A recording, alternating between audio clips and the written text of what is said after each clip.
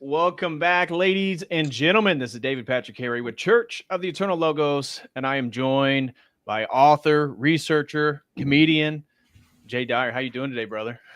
What's up, man? So glad to be back with you. And as I was telling you before the show, really appreciate you having me on to discuss this because it's one of my favorite topics.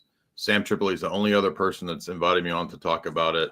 So, yeah, I love to nerd out about this topic. So I really appreciate you having me back. Of course, man. That blows my mind because we were planning on doing this sometime the end of last year, but, life and everything just keeps getting in the way. And I reached out to you after one of your 4th hours, and I was like, dude, you basically covered like this topic in brevity. It was like, I think it was like 40 some minutes. And I was like, dude, that was fantastic. That was so much stuff I had never heard.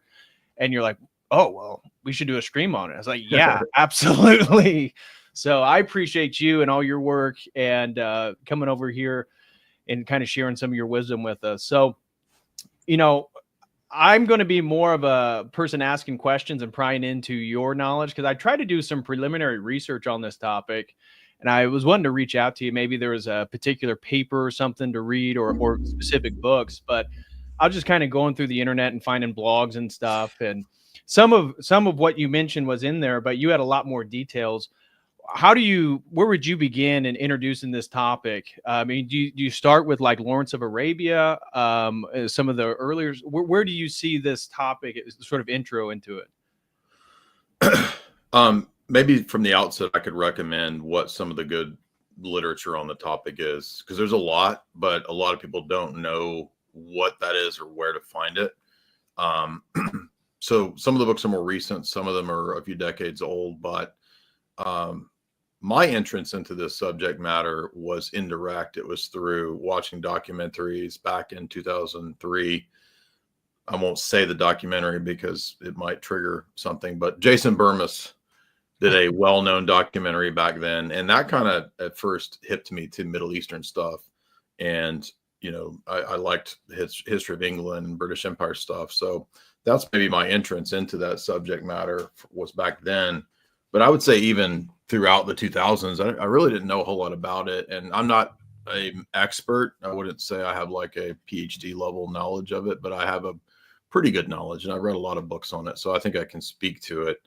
Probably the best introductory book for this subject would be F. William Engdahl's book, Lost Hegemon, because he goes into kind of the layout of the Middle East and the basics of the game plan from the West and from the competitors to the West, which were different competitors at different times. If you go back to the late 1800s, it's called the Great Game. And this is Russia versus the Anglo power, right? So it's the UK, right? What becomes the Atlanticist establishment during the Cold War.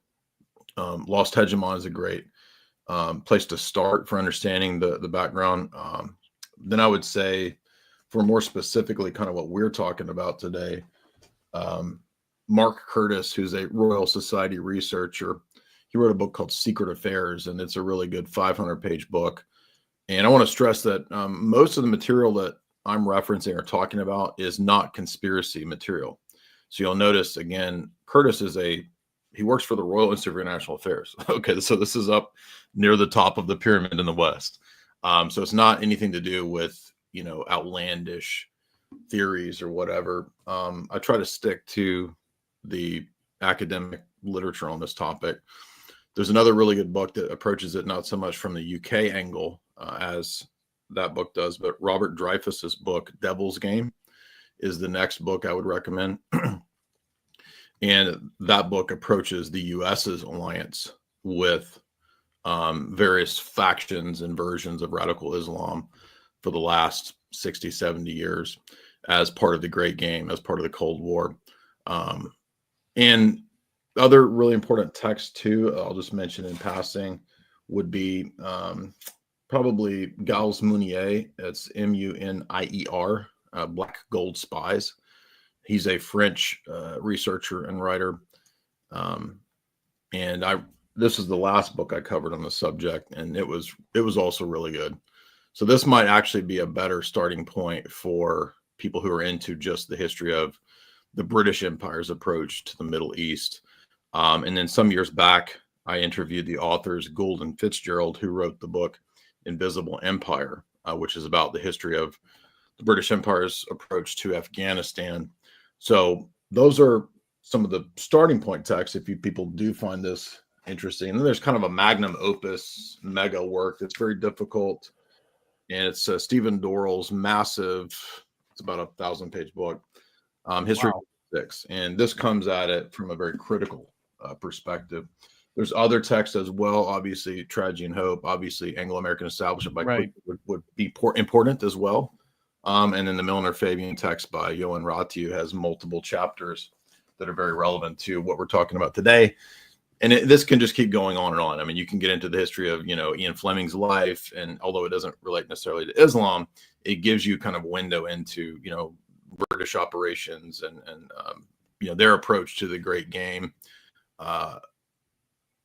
which is unique. It's earlier than the U.S. And for many people who may not be aware, British intelligence is who sets up American intelligence. So you can even go back to as early as the Inquiry, which is prior to the OSS, the first so-called intelligence establishment in America in 1942, under FDR and all that. And then we get the 1947 Security Act, which creates the CIA. We know of as the CIA. So British intelligence is who came over here and set that up for us. So it's a pretty wild story, but this is how we kind of get America doing what the British Empire did, as you pointed out, back to the time of T.E. Lawrence. So if you want a movie introduction to this subject matter, actually, yes, the Peter O'Toole famous movie where he plays T.E. Lawrence, the bisexual, or perhaps not even bisexual, perhaps just Skittles of the British Empire. But what's fascinating, and I'll stop yapping after this, and there's tons more books and documentaries, but one thing that's fascinating is how much of this relates to the establishment of the nation state of Israel. And this plays into the Balfour Declaration. This plays into the establishment of a Jewish state, which, believe it or not, many of the pro-Arabist British spies were very opposed to. And so there was a faction amongst the British elite, the Rothschilds and others, who favored the nation state of Israel being in the Middle East. And most of the Arabist British spies actually were opposed to this. And they said it was going to cause all these problems and wars. It was a powder keg. It was, unfair to the people that were there at the time. And even that was unfair to Jews who were being put in this sort of maybe less than desirable location for geostrategic reasons. So they're kind of like a chess piece, basically. So it's huge. It ties into oil. A lot of this has to do with oil and resource war. And that's what a lot of the wars are for, is resources.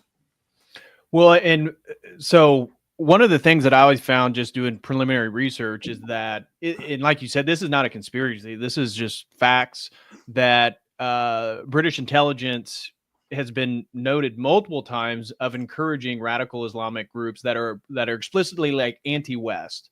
And when you bring up Israel, the whole narrative is that that's like a Western nation in the Middle East. And this is one of the reasons why they're such a great ally, is that they have all this cultural sympathies to us and the, expansion of the same sort of Western project. So why is it? And I think we already know the sort of false dialectic and everything like that. But regards to oil control, the expansion of Israel, how is it that British intelligence, when did they begin to really see, facilitating these Wahhabists and these radical Islamic groups as a geopolitical and strategic tool to actually gain power and expand? Yeah, so if you go back to the period of the British Empire when it was beginning to kind of wane, you see competitors that they wanted to have every possible advantage against. So those competitors were France, Turkey, the Ottomans, and Russia. So you basically have these powers involved in a big game to control this region for multiple reasons. Resources are a huge part of it, hence the title of Meunier's book, Black Gold Spies. That's the oil, which once oil is discovered, that kind of becomes one of the main motivators for the British explorers and archaeologists who are the spies. Right. They're not really there to, learn the cultures because they just, now some of these people did love the cultures, right? They really did immerse themselves in the local traditions and the ethnography of these peoples.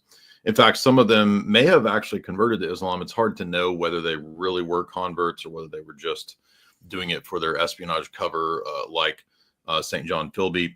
That's the father to Kim Philby, the famous turncoat Soviet spy who was a British operative during the Cold War, who, along with the other, famous Cambridge spy ring, went to the Soviet Union because they decided that most of them, by the way, were also Skittles men.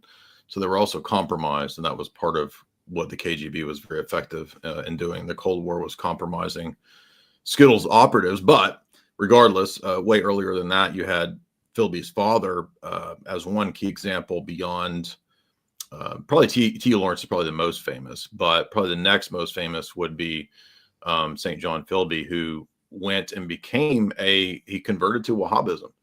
And he seems to have been pretty serious about it, even if it was spy cover. He did it really well. I mean, he donned the garb, he went full Wahhabi, and this was probably what was necessary for him to be able to strike deals with certain tribes and, basically help to set up what we know of as the Saudis. So the British Empire went in and they wanted to set up their men, put their proxies, pay off and have their tribal chieftains, right, running things. And this is what they did, not just with men spies like Lawrence and St. John Philby, but and there's many others, but also with women, which is kind of weird. There's a couple famous British Arabist women spies, and that might have actually been very useful precisely because they were women, because right. The Arabs and the tribes might not have expected this lettered frail British woman, to be a spy. But in the case of Gertrude Bell, Freya Stark, these are two pretty famous, wealthy British women who ended up being British spies who helped set up. In the case of Iraq, basically they just chose, okay, it's going to be Ibn Saud, and we create Iraq. Iraq is a created country by the British Empire, as is Saudi Arabia. And to get back to the main point, I'll stop yapping. One of the ideas was to control Mecca, right? So the British Empire thought if we could control Mecca, that'd be a huge positive for geopolitics in terms of how we manage and control Islam. That would be a blow to the Ottomans. And so once the Ottomans were falling apart, you have this secret deal called Sykes-Picot, and this divides up amongst Russia, France, and England, the Middle East. And this is kind of how we have the Middle East that we know today, right, with many of these countries kind of being creations of the British Empire. So you've got like Jordan, Iraq, Saudi Arabia. These are all former British areas. And it's not just the British. Russia and France tried the same thing. It's just that for whatever reason, the British ended up being the most successful in getting a hold of areas in the Middle East. And Napoleon tried it. The French tried it. The Tsars tried it.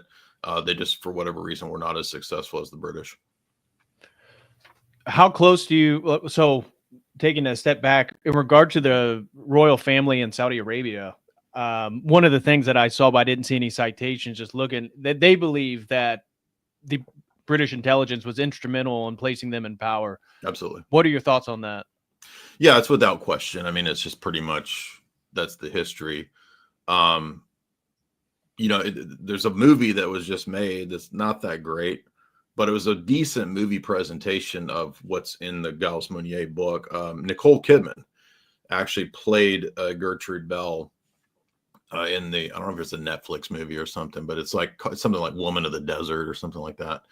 It was an okay movie. It's a little slow, but it's fairly accurate according to what they relate about her history and her background. But yeah, so basically Lawrence was kind of the guy for, and Philby. They were kind of the guys that were doing the British Empire's operations in the Saudi Arabian region. And they just chose these tribal chieftains that they had the best rapport with and the ones that they thought, would be the most useful. And I mean, I don't have any proof of this, but I mean, I don't think it's accidental that they sent Lawrence in, who was, at least bisexual, if not just, and so because he could have been a very good operative for compromising people. Right. And if you think about, in terms of Islam, if somebody was compromised in that way with Lawrence, I mean, that would be the end, right? So that would be powerful. That makes a lot of compromise. But we'll also have to understand that not many people realize that Lawrence was operating at the behest of the Milner, Fabian socialist circles of Lord Rothschild, Lord Milner, Cecil Rhodes, and his handler was a guy named David Hogarth, who was known as his, quote, spiritual father. He might have been his handler in more ways, if you catch what I mean. Right. I'm being serious. I mean, this is, I believe it. How this stuff works. I totally believe it. This is the real world here. But another thing that people don't know that's worth mentioning in regard to the Saudi stuff is that throughout the Middle East, they'd also set up quite a few Masonic lodges. And the Masonic lodges were also a means by which the British Empire was able to do a lot of intelligence work. They got a lot of information and intel through Masonic lodges. So that played a role, which not many people know about, but Meunier mentions that in his chapter on T.E. Lawrence. And basically, they just found that I think the key here is that it's not so much which ideology they like the best, but I think that what happens is the Wahhabi Salafi radical version is a great destabilizing force, right? So it's great as a kind of a cult means of controlling people, if you can control the tribal chieftains and the imams and all that. And it's great for destabilization when you need to use it. And this explains actually what the former head of Mossad recently just said in a massive interview on Al Jazeera. They asked him, why has Israel more recently been supportive of al-Nusra in Syria and the destruction of the previous Ba'athist, Assad secular type regime, nationalist type regime? And it's because it's a destabilizing force. Right. And that's nothing new in regard to what the former Mossad head was saying. This is just the old British strategy that these types of Islam are great for destabilization. Right. That makes total sense. And one of the things that I saw, I was not totally surprised, but I thought was, oh, that's pretty interesting. Makes a lot of sense. Is I recently did a stream maybe a month or two ago on the city of London, and that being the sort of the second largest financial center in the world, and how it has this black market where all this money flows through. So if you have dirty money, you want to do business in London. And I found that, what was it? Saud Ramadan, he was like one of the head of the Muslim Brotherhood, that when he was leaving the Middle East, he had refuge in the city of London. And so him and a handful of Muslim Brotherhood radicals, they all once their gig was up, they just left and went back to London. And I thought, oh, that's interesting. And then you connect, the Balfour Declaration, the Rothschild money, and then the support for Israel. It's like very interesting how all that stuff circulates, and it takes you always back to London. It does, and that's why people have called it Londonistan. It's because you have a very old lineage of linking, the British elites with Islam, and there's many reasons for that. A lot of it's tactical, geopolitical, as we've talked about in terms of the beginning of the Great Game, but it's also because many of the British elite structure, because of the imperial, because of the expanse of the empire, you have many people who were committed. They were Arabophiles, right? And so a lot of that elite power structure, for example, Gertrude Bell, who came from a very wealthy family, she, for whatever reason, just fell in love with all of that region. She was such an oddball as a woman, which is totally out of character, in the early 1900s. She goes to Iran and learns Farsi and starts translating Rumi's poetry, which is just really odd for that kind of a woman. And I think the movie version with Nicole Kidman actually portrayed that, even though it wasn't that great of a movie, it portrayed that pretty well. So you did have this faction and this group that really loved it. And I think more recently people will look at, King Charles and, oh, look, he's given money to the Sufi orders and here he is wearing the Sufi garb, and they'll act like he converted to Sufism. I mean, maybe, but I think from the vantage point of, somebody like him, religion is just kind of a tool for power. If you're the state, most people at that level are not perhaps ideologically committed. And so you want to use these groups when they're useful. So it doesn't mean you're necessarily committed to Wahhabism. It doesn't mean you're necessarily committed to Sufism. But those elements can be useful. I'll mention Muslim Brotherhood real briefly, because Muslim Brotherhood is a great example coming out of Egypt of a group that was created with some dubious origins. I think Al-Banna is a very suspicious character. If you look at Dreyfus's book, there's a great chapter on him. But they were a broader political activist movement that wanted to expand Sunni Islam into politics. And what's interesting about them is that the CIA and British intelligence, CIA, made an open alliance with the Muslim Brotherhood in the 40s and 50s because they saw them as a potential hedge against Soviets. So just like the British Empire might want to align themselves with, say, Saudi or other types of Muslims against Ottoman Turkish dominance, right? So you're playing one kind of Islam against another. Right. Same model goes on in the Cold War, where there was a period, if you read Miles Copeland's biography, where he says the CIA toyed with pan-Arabism or Arab nationalism.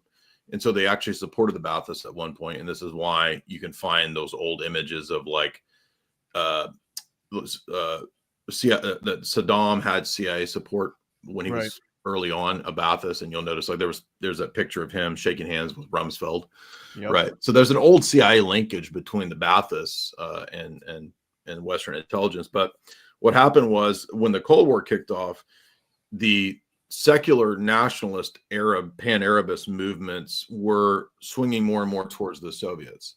And so the CIA saw them as less of an ally and becoming more of a threat because they might get assistance from the Soviet Union. So that made the CIA then say, okay, now we're going to do this older British strategy. We're going to link ourselves up with the more radical factions and sections of Islam, hence the alliance with, in this case, Muslim Brotherhood in 1956. This is called Operation Straggle. And this was a joint venture of CIA and MI6 to use the Muslim Brotherhood to stage a coup in Syria. That coup was not successful, but this came about because one of these women who were British intelligence operatives that we talked about, like Gertrude Bell, there's another one named Freya Stark. And Freya Stark was a woman who was sent out to do reconnaissance for the British Empire throughout the Middle East. And she had made these contacts with Muslim Brotherhood figures. And Miles Copeland in Game of Nations says, yeah, we turned to TERROR because anytime Nasser gave us a problem, and he was a CIA consultant to Nasser, he says anytime that he gave us a problem, we could just say, well, you might have a little bit of a TERROR problem on your hand if you don't do what Washington and the CIA want. So you can begin to see how the game works here. Yep. Classic problem, reaction, solution. So we've kind of discussed here a large history. Where would you pinpoint the beginning of British intelligence involvement with Islam specifically? Is it with T.E. Lawrence. I mean, where would, if you had to describe the beginning of this process, this phenomenon? Well, I think for the modern world and the great game, it would be that.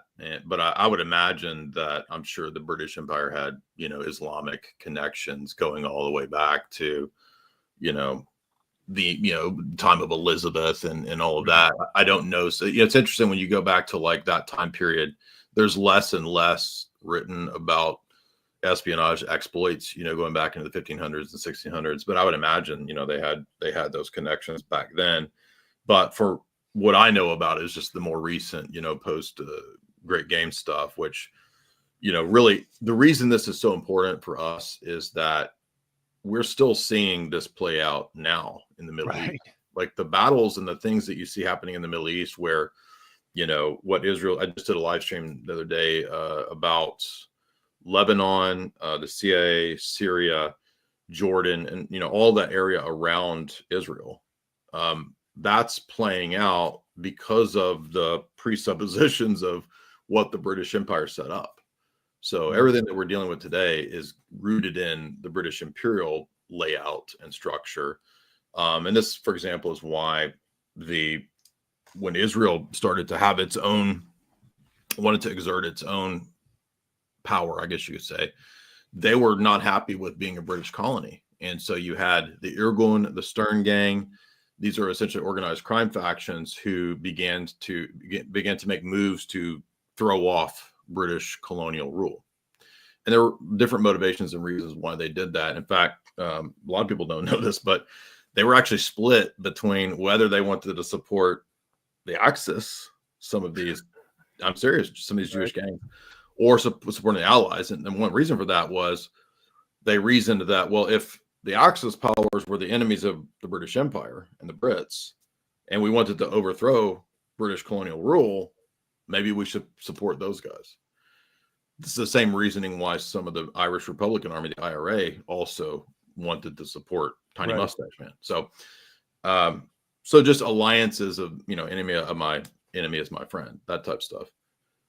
But it was actually, the organized crime sort of Stern Gang, Irgun circles that become the nascent Israeli intelligence service. And people don't even know that. Guess who trained some of them? Do you know this? You'll never guess if you don't know. Quiz question. I'm not sure. One of the famous trainers of these people is a guy named Otto Skorzeny, and he was a high-level operative of Tiny Mustache Man. Of course. Isn't that crazy? That's just public history, right? So, and when when Tiny Mustache Man lost, just like Reinhard Gehlen, that network of spies that he had set up for Tiny Mustache Man, that all became just immediately the property of the CIA, right? So we have all heard about Paperclip, right? But Paperclip is also the CIA taking over Reinhard Gehlen's spy network throughout Europe, Gehlenorg, and one of those nascent networks is that network in Germany is now called the BND. German intelligence is literally Gehlen's network that the CIA just took over after the Cold War, because they gave him a deal. They said, you can go to prison for the rest of your life or death, or we get your spy networks and we don't kill you. So that was a deal they gave to Gehlen. Anyway, so that's, again, kind of tells you that like everything that we're experiencing and living through today is situated in the milieu of the British imperial structure. Well, can you speak to, because recently Keir Starmer has talked about sending British troops to the front lines in Ukraine, and then it came out that they only actually have like 18,000 like military ready soldiers in Britain, which is, I mean, I wouldn't have suspected it was that low. That was kind of mind blowing for me. So, is the extension of force of whatever remains of the British Empire, is it now basically intelligence agencies? Because it doesn't seem like they have any significant actual military power. Is it blackmail? Is it, spies, intelligence? How would you describe the transition of like the fall of the British Empire into the spy networks? Yeah, it's interesting because at one time, if you go back to the 1800s, when the British East India Company was at its peak, I mean, it was bringing in like some outrageous amount of money that's like beyond even what Apple's worth. Like they were bringing this in on a regular basis. I mean, the East India Company was just insanely massive in terms of wealth and power, and it really was kind of the engine of the British Empire. And so, as it waned, I think the crown just one day kind of just appropriated it and said, "Okay, the British East India Company is the property of the crown now." So the British crown itself is interesting because it's kind of this entity or corporation that owns a lot of land in a lot of places you wouldn't expect. They're very large landholders. They own a lot of land in Canada. I don't even know if we know exactly how all that works. It is intertwined with the wealth and power of the Rothschilds as well. That's been an open, well-known thing for a long time. Obviously they were very influential and involved in the Bank of England, as well as the Bank of France. Quickly has many chapters on that. So, exactly the nature and extent of that is difficult to determine, but the empire itself waned as America rose to power. And so it went from, Pax Britannia to Pax Americana, especially after World War I and World War II. So the US came to power, but what the British were very adept at doing was through their sort of concentric circles model of how to construct what they call roundtable groups. You can have governments within governments is really how it works. And it's based on the East India Company's model of like the committees of shareholders within the company, who had just untold, vast amounts of wealth and control. So that's kind of the structure that they modeled their empire on. And Quigley talks about it like it was, loosely speaking, a secret society. He calls it the Society of the Elect. This was Cecil Rhodes's idea to create this Society of the Elect that would promote what he called a world federalist socialist union, to create an entire commonwealth of socialist type countries that would be the new British Empire. This was the original Cecil Rhodes, Rothschild, John Ruskin idea. So it didn't exactly play out like that, but one thing they were able to do was to bring America and American isolationism back under the sway of imperial global geopolitical strategies. And as you know, the founding fathers said, we want to stay out of European entanglements. Right. And so it took a lot of this wealth and power and influence in the US through things like the CFR, trilaterals, all that stuff. That's all set up on the model of Chatham House in the UK, which is this sort of Fabian socialist inner clique. British intelligence was set up as a Fabian socialist institution. Its heads were originally all Fabian socialists. And so you mentioned Keir Starmer. He is also openly a Fabian socialist. So exactly the same people, same strategy, same game plan. Tony Blair was a member of the Fabian Socialist Party. That kind of dominates the ideology, but you're right that it doesn't require vast armies, marching armies. British Empire was a naval power. Right. They were not a land power, as Dugan and many, geopolitical people talk about. You have a sea power versus land. Russia is a land power. British Empire, Britain's tiny, and yet it had this vast empire through controlling the seas. So it was a sea power, a money power, a banking power, ultimately. And a lot of people liken it to Italy, when Italy had a lot of power, right, centuries ago. They were also kind of a sea power.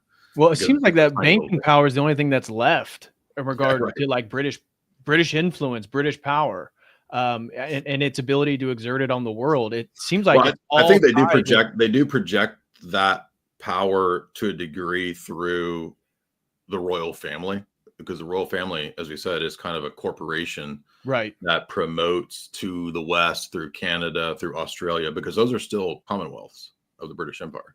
Well, you speak of Commonwealth. What are your thoughts about King Charles supposedly coming to the U.S. to offer Trump the title of making the U.S. a Commonwealth? I mean, what are you familiar with what I'm talking about? Like, I don't know what to make of that. I think it's goofy. It's silly. I mean, honestly, like all of the Trump saying we're going to make Canada a state. We're going to make Greenland. I have no idea what. I don't even understand what.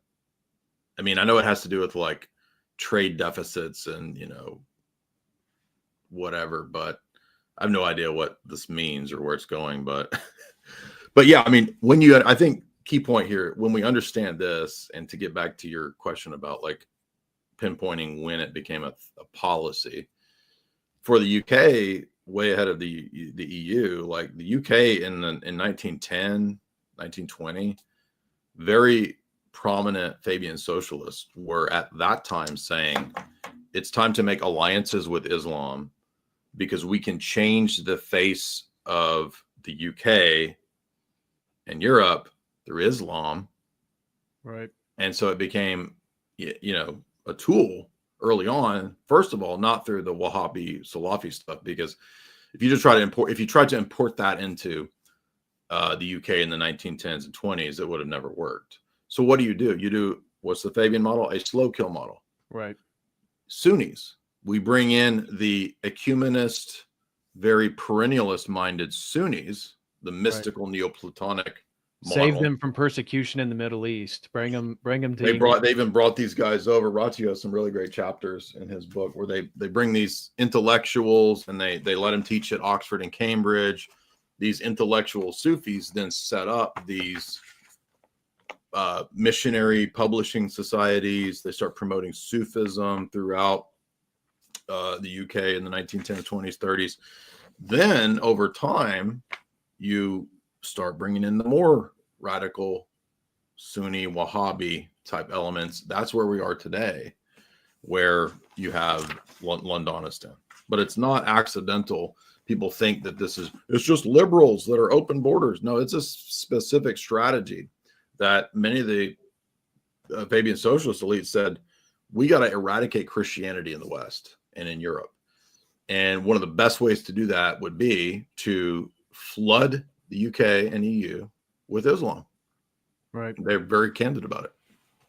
So other than the ability to alter and augment European identity and culture, and then the radical violent elements of Islam, why are intelligence agencies so interested in manipulating and utilizing Islam? Are there other aspects of the paradigm, the worldview, that are very useful as a utility for people who are wanting to control and manipulate populations? Oh, absolutely. I mean, we could think immediately of, what Miles Copeland says is that he says Islam's a great religion for creating a terror patsy.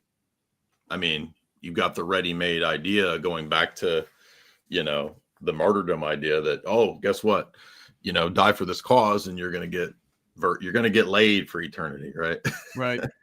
So that's a very powerful motivation for perhaps not just young men who are very manipulable, but even unstable people can very easily be used in this way.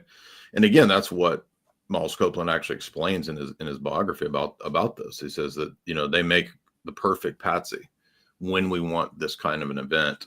So it doesn't mean that the CIA or British intelligence is behind every TERR event.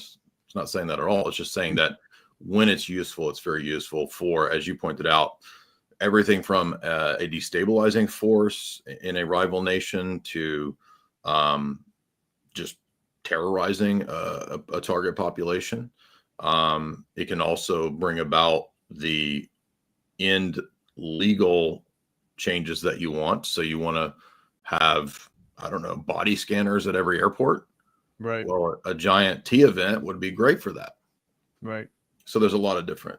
Right. And you had the subway bombing in London. I forget, was out of the early 2000s. That was kind of like their 9/11 event that reorganized their society. 7/7, exactly. Great example. Yeah. Yeah. So I was also mentioning, when you were talking about that, I was thinking that Islam is also so culturally cohesive that is another reason why it is such a useful weapon against Western nations is, the unity of Arabic. You can find, Buddhist traditions, and they don't all speak the same language. They don't all come from the same culture, but Islam is sort of a submission to Arabism. Oh, absolutely. And it's filled with political and militaristic ideology in the Yes. name of religion. So it seems like it, as a paradigm, out of all the world religions, Islam is certainly the most useful if you want to sort of take control of It's a death cult. It's a model for creating a kind of a death cult type of thing. Absolutely. Absolutely. Great. That's a great point. I mean, even even a lot of the modern apologists critiquing Islam, whether it's David Wood or Sam Shamoon or Jay Smith, a lot of people who have critiqued it have noted that you can see early on in the Quran that before the later, battles that Muhammad engaged in, it's intended to be the revelation for Arab peoples. So in other words, at early points in the Quran, Allah speaks as if, well, the Jews have their Bible and the Christians have their thing. This is the thing for the Arabs, right? Mm-hmm. So it initially has this very ethno-nationalist, I guess you could say, vibe to it, before later on Muhammad says after certain battles, oh no, actually this is to take over the whole world now. So you can actually see an internal contradiction in the Quran itself, to where it moves from being just relative to the Arab peoples to, oh no, actually this is for everybody. Conquer everybody now. Right. Now, how much influence, because you're talking about the earlier years of the British intelligence having to do with, the OPEC nations, oil, energy, how much influence do they still have in places like Qatar and the UAE and Saudi Arabia? I mean, what in your perspective, what is that influence and relationship with British intelligence still? I think that British intelligence has since the Cold War or earlier had what they call a special relationship with America. So they link up and they do things very closely.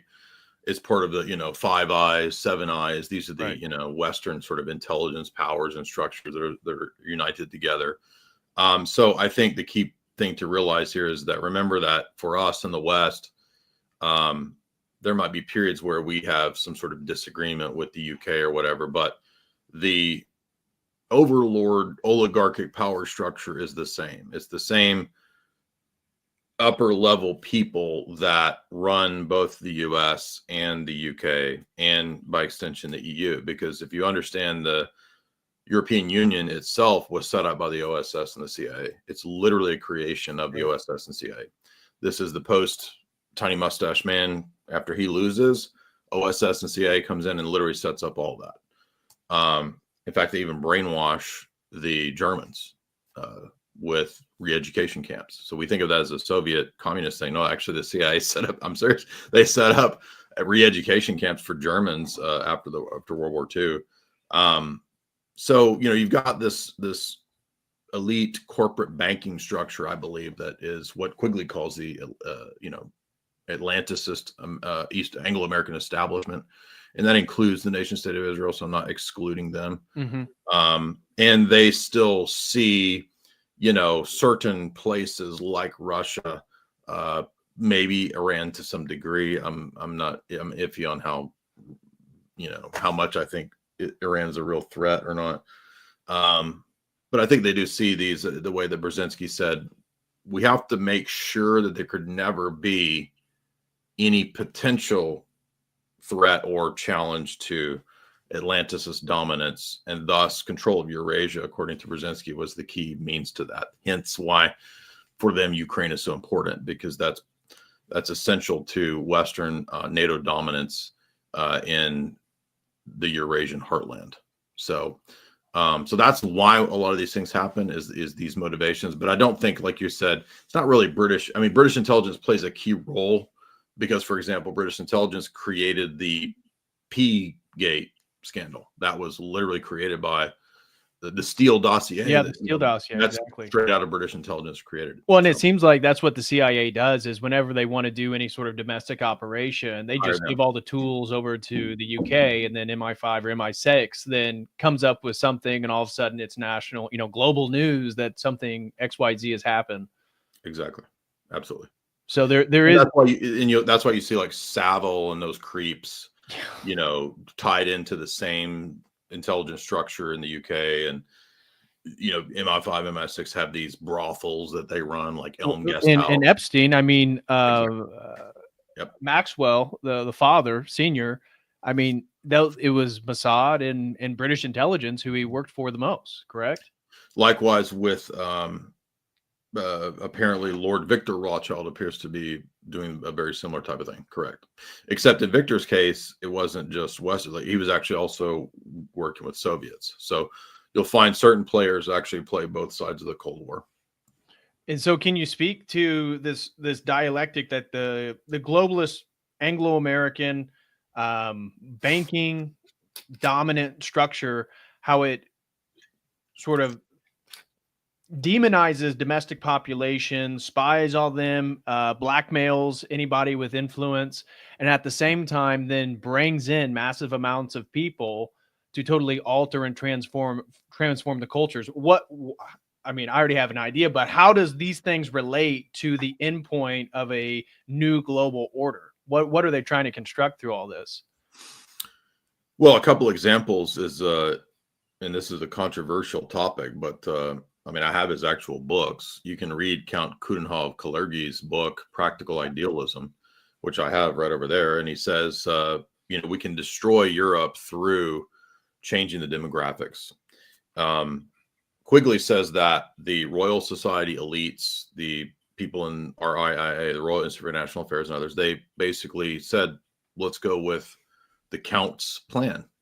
And that's identical to what the Fabian socialists were pushing, what they wanted. They realized that in order to have a future socialist technocracy type of world federation, you would need to destroy the firewalls that stood in the way of that. And firewalls would be nation states and religious ideologies like Christianity, as well as even things that we think of as fundamental, like the family unit. Fabian socialists believe that eventually you'd have to get rid of the family because families are directly connected to private property and inheritance, right? And heritage and tradition. And if you're going to have a brave new world, you got to get rid of that stuff. Right. So the post-humanists, I mean, there's a whole strand about decoupling reproduction from sexual practices. So I mean, their goal, and these are papers from very important institutions literally saying that the future of reproduction will be totally, I mean, in my terms, a sort of synthetic fabrication. It's going to be done in a laboratory. It's going to be done through IVF. And these are academic articles that I was citing in my paper. They're literally saying that, sex, not just gender, not just performative gender, but actual sex will be on a fluid spectrum, that all the tranny stuff, this is all intentional, and actual intercourse is only going to be for pleasure. So they want to make it that actually people probably can't reproduce even if they wanted to. And so everybody is just then hedonistic, pursuing sexual gratification, and nobody can actually reproduce. Yeah, I remember that Lord Birkenhead's famous essay. He's one of these British technocratic Fabian socialist elites. He wrote back in 1920s the essay for Cosmopolitan magazine, where he said, save my article because in 100 years, babies will come out of test tubes. You'll have a world government, et cetera, et cetera. And props to Tristan for he hit me to that before. I'd never even heard of Lord Birkenhead. I've been reading all these books, and he found that essay years ago.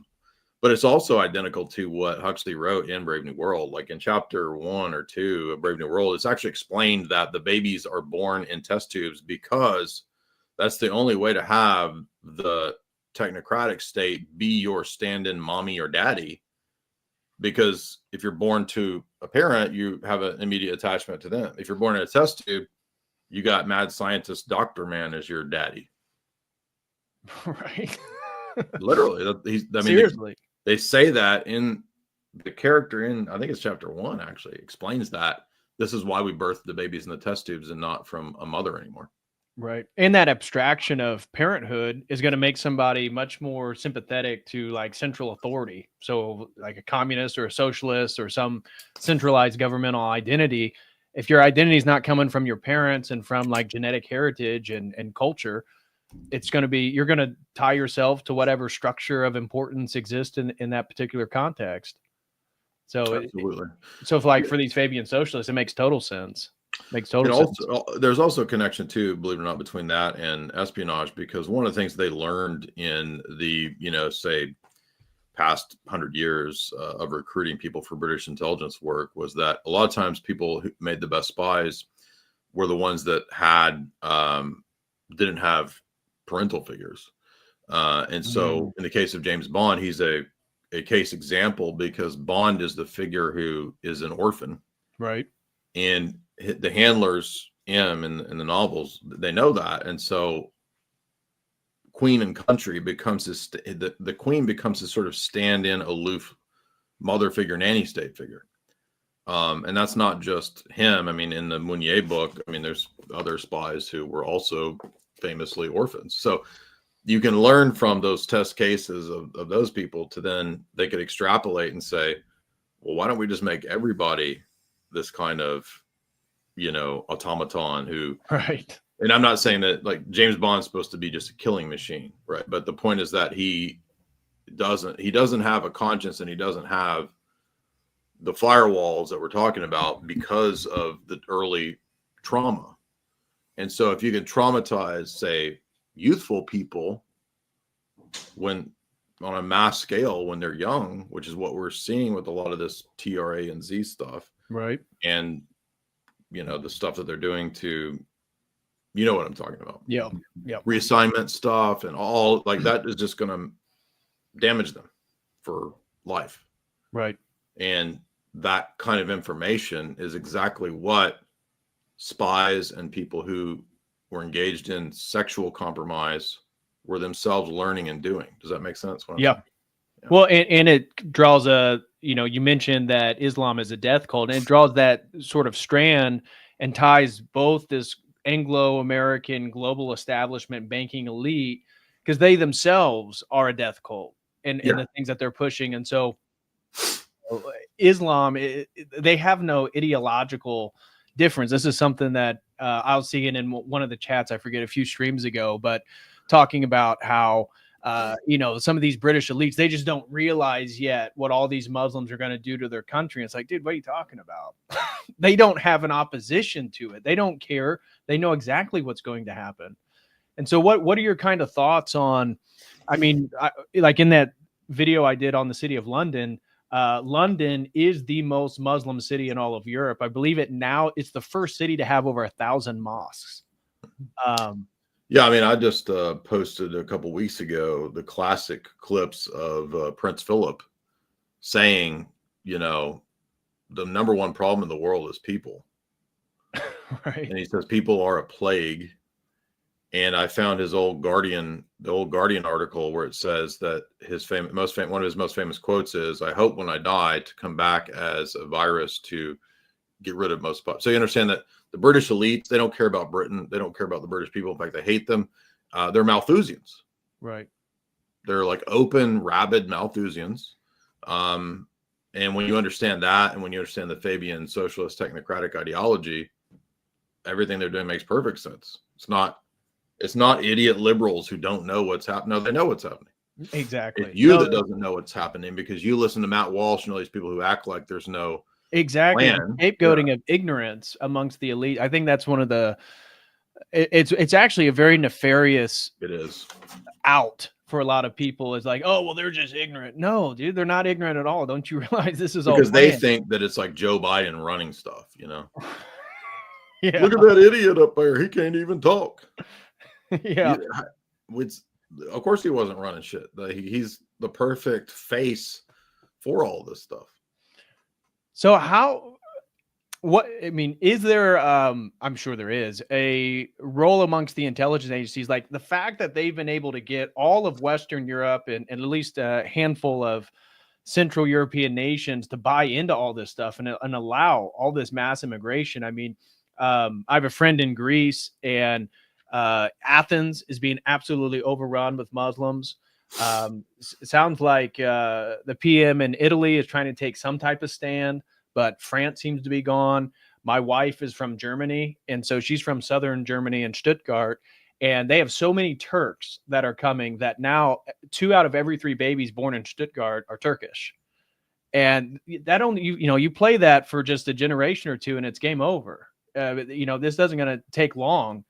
So what are your thoughts on, how they've been able to get, is it just through the centralization of the EU and the sort of socialist structure that Europe has? But it's amazing how outside of maybe Poland and Hungary, there's not really many voices in opposition to literally the replacement of their population and mass immigration.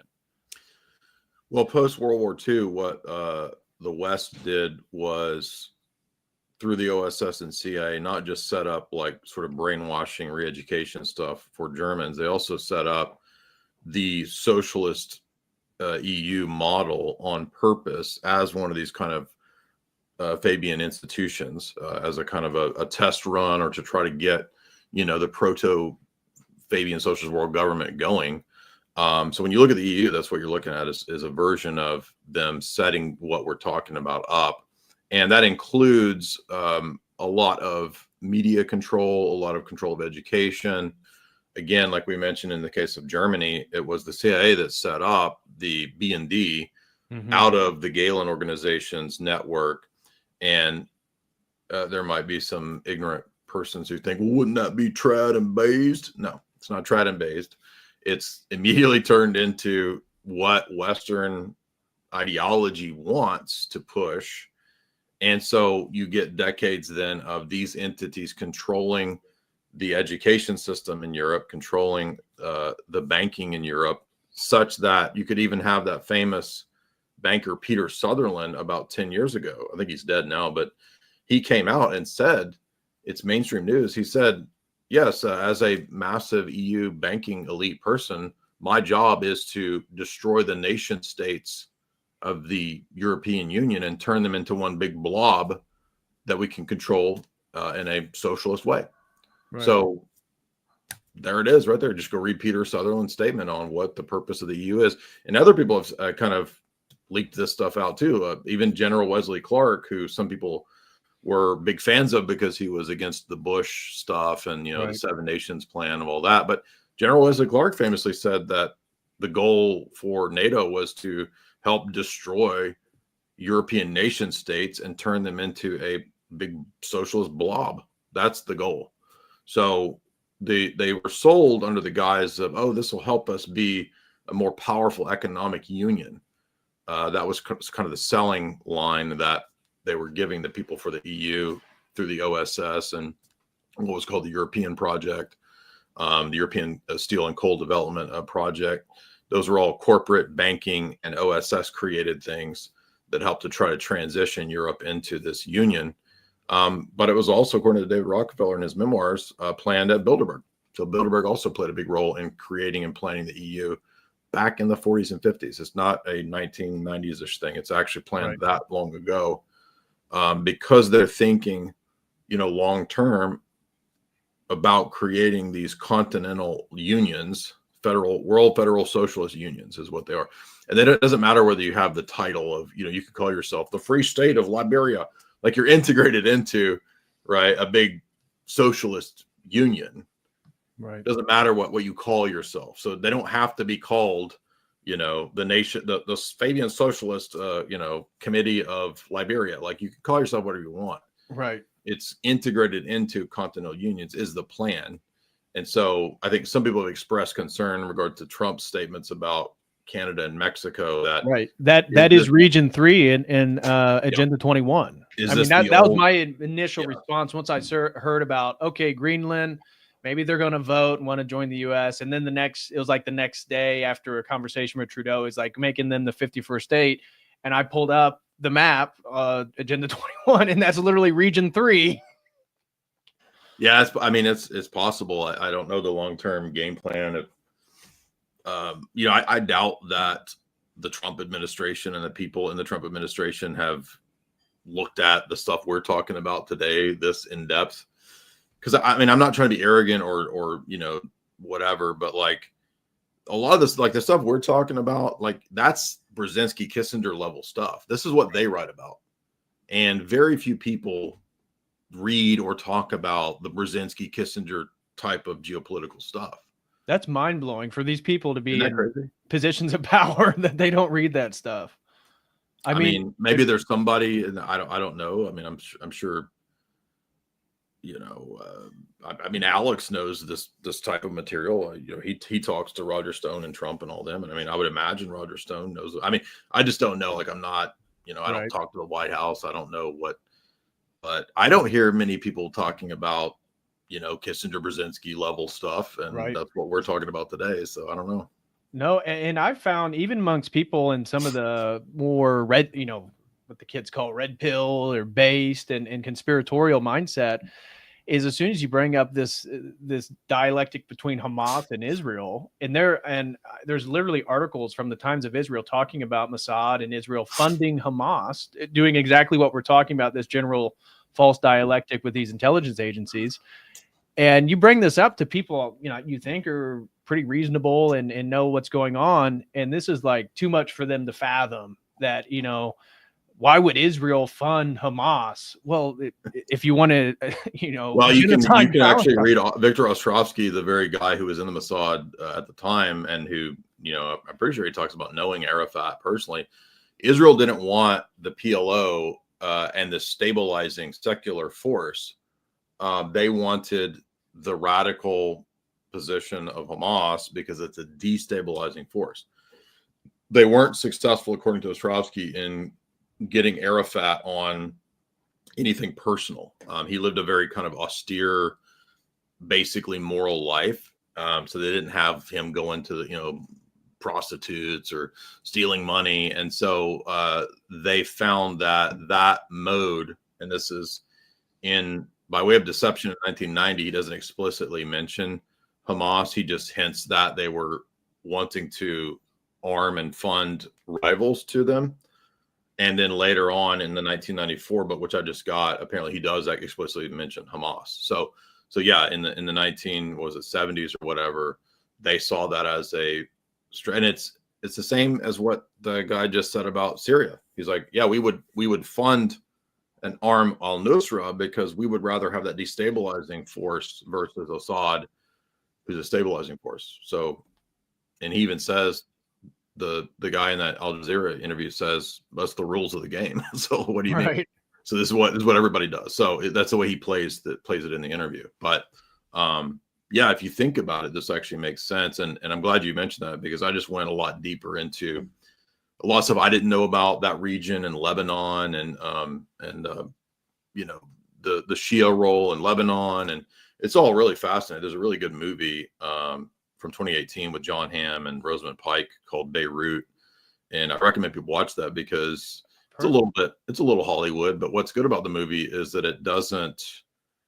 it presents everybody as having their angle and their desires in this very tense region of, you have Lebanon here and then you have Israel here, so North Israel and Lebanon border, right, and you have Christians in Lebanon, you have Shia in Lebanon, and you have Sunni factions in Lebanon.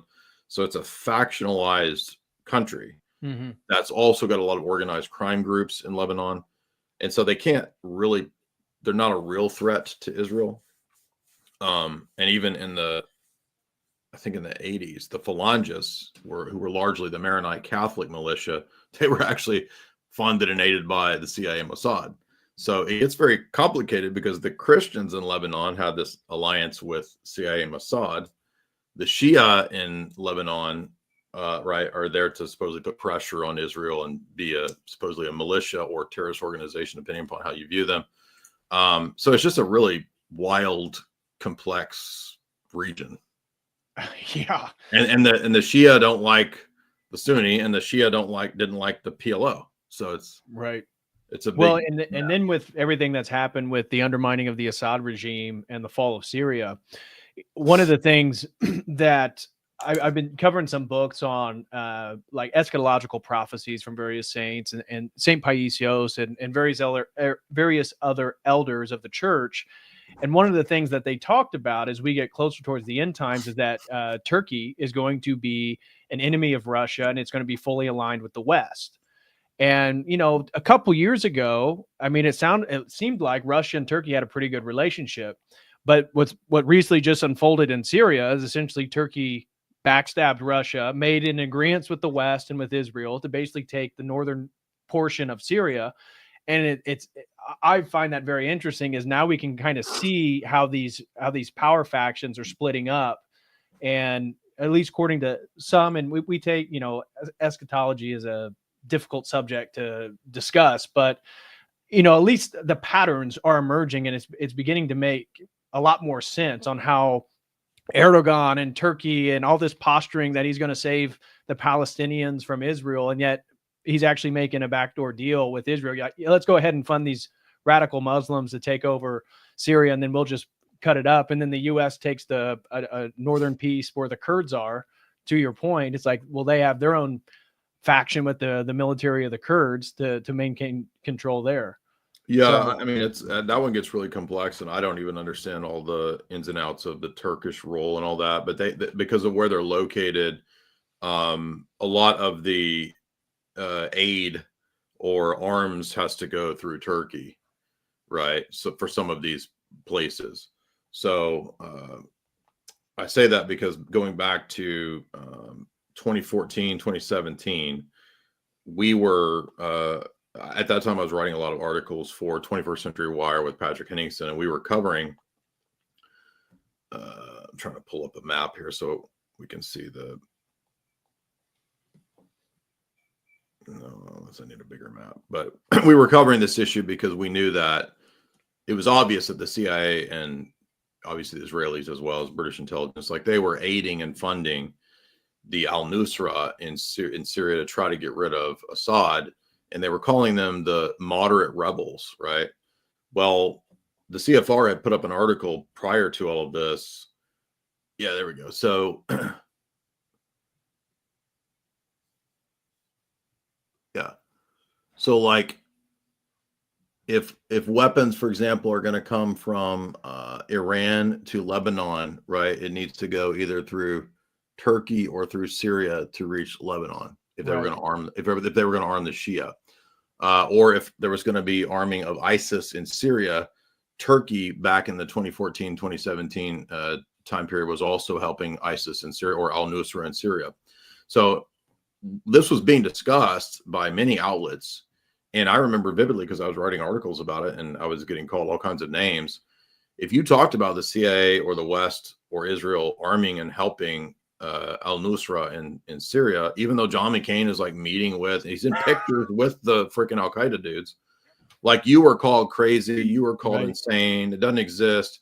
Well, a few months ago, the New York Times just published their gigantic front page article on Timber Sycamore. Oh. So we actually know the name of the 2014 to 2017 $1 billion plan. It was called Timber Sycamore, where they armed, trained, and funded al-Nusra in Syria, right? Right.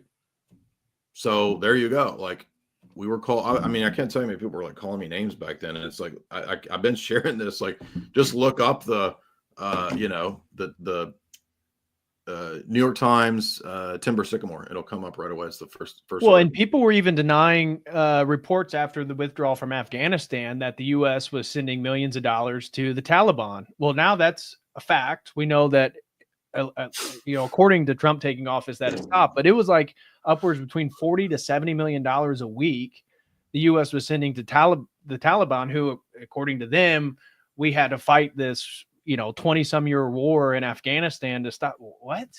Like, it makes no sense. But even once that became public knowledge, people were still reluctant to even recognize that. So that should have been obvious, because that goes back to 1979, where Brzezinski came up with the plan. It's called Operation Cyclone. This is under Carter, to arm the Mujahideen, freedom fighters, in the Soviet Afghanistan conflict. And the plan was actually a pretty smart plan because it worked. So Operation Cyclone literally was successful in exhausting the Soviet force there. And this helped the later collapse of the Soviet Empire under a few years later in the 80s. But had not this been successful, that probably wouldn't have happened. But this is where the CIA makes its alliance with the Mujahideen, who are these freedom fighter Al-Qaeda people, they become the drawing pool from which we get Al-Qaeda. Right. And British intelligence was involved with this as well. Oh yeah, absolutely. So it's the same playbook over and over and over.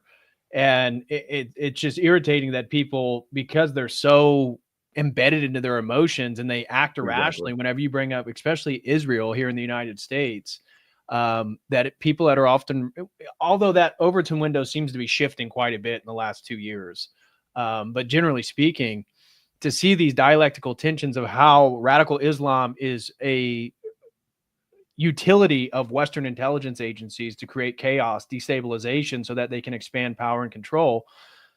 I mean, it's just clear as day now.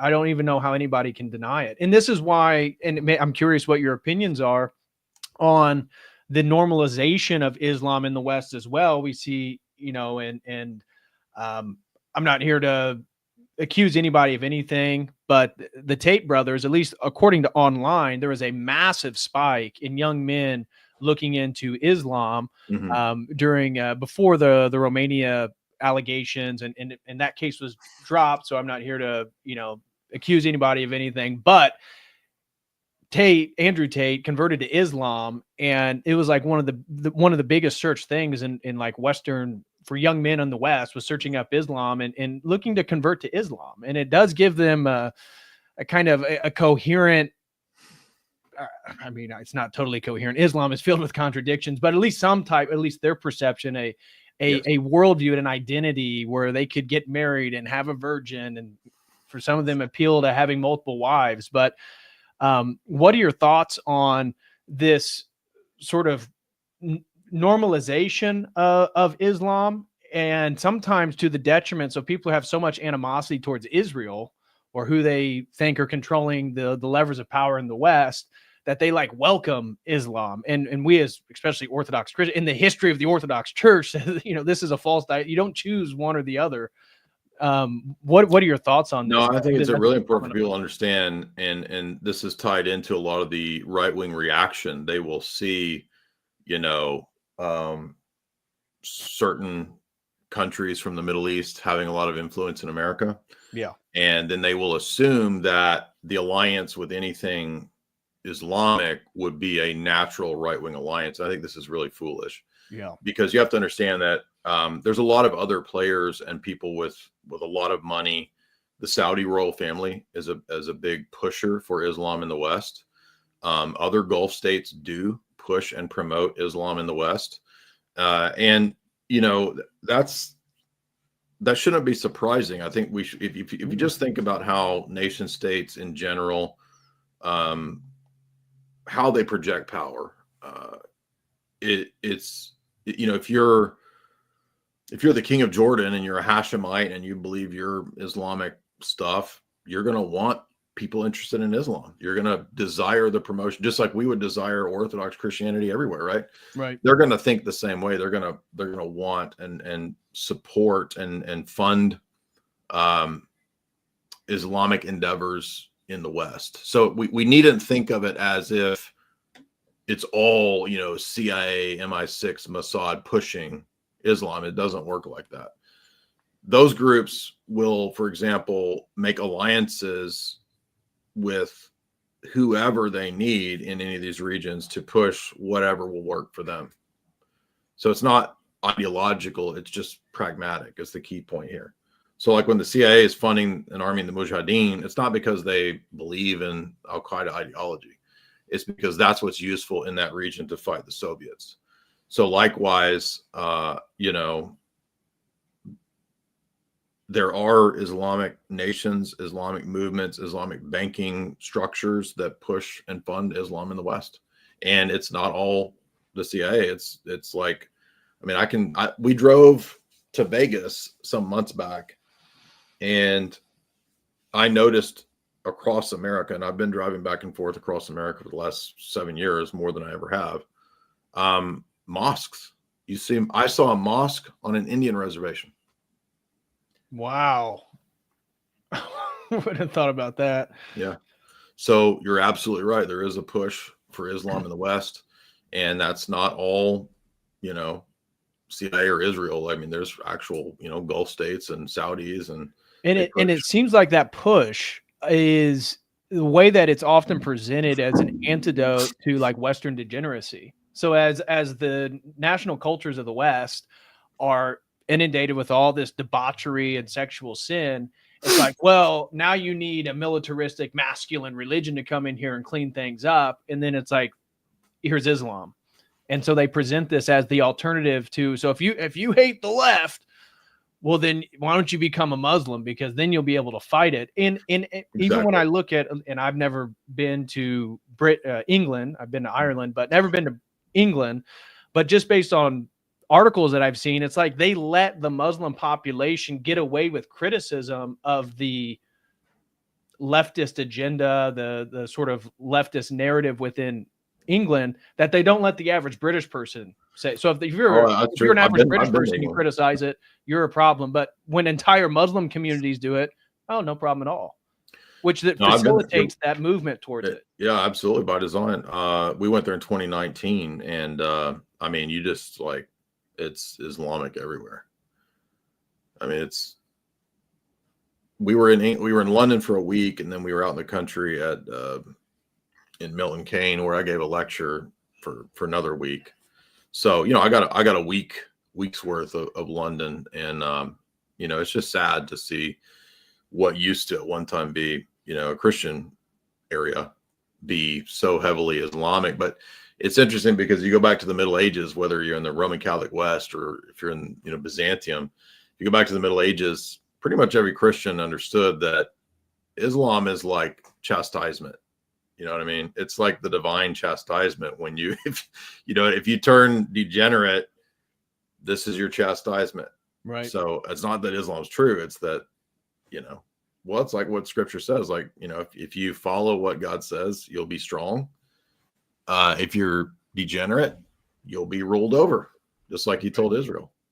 And in that light, even the military conquest of the Ottoman empires, Erdogan, I showed a quote that he was talking about the amount of Muslims that now exist in Western Europe. And he was talking about the growth in the building of all these mosques. And he said, yeah, this is one of the greatest accomplishments in Islamic history, that out of all the military conquests, we could have never imagined the influence we now exert within Western Europe. And that was right out of the mouth of Erdogan. It's like, so the power players in the Muslim world absolutely see this in a militaristic framing.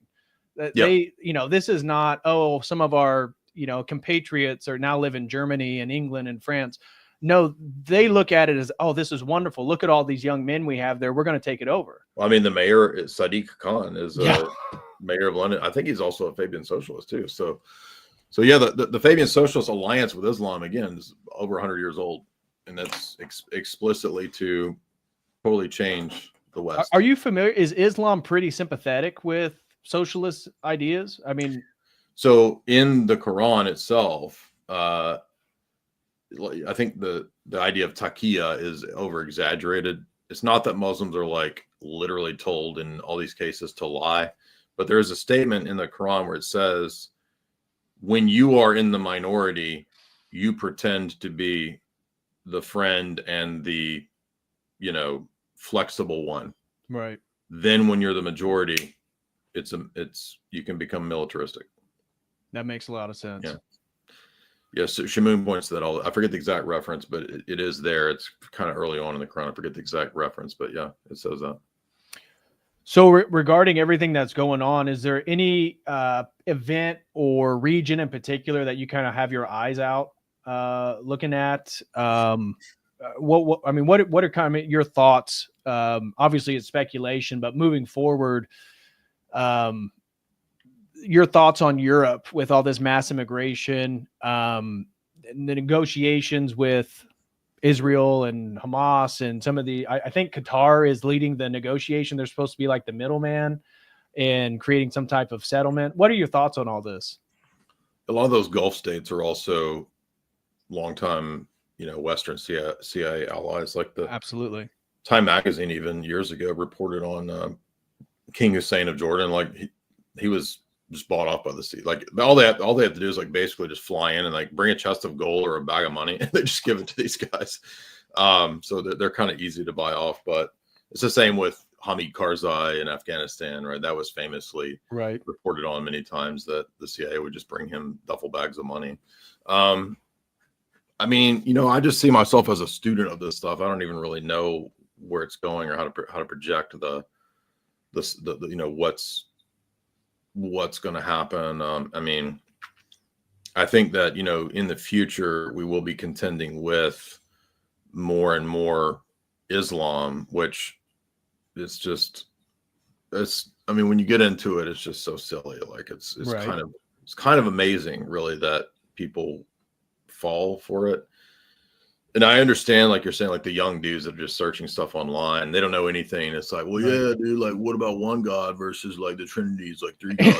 Exactly. Like, I understand if you're at that level, you might think, oh, well, this is like based in like trad or whatever. Right. They always present it as more believable than the Christian worldview. And it's like people, they don't even realize that, you know, like even Sneeko more recently has been, like, did you see that clip going around where he was getting about the Hadith? He didn't know that he has to agree with everything. It's not just the Quran and like this basic boil down of like simple, you got to believe all the Hadiths, dude.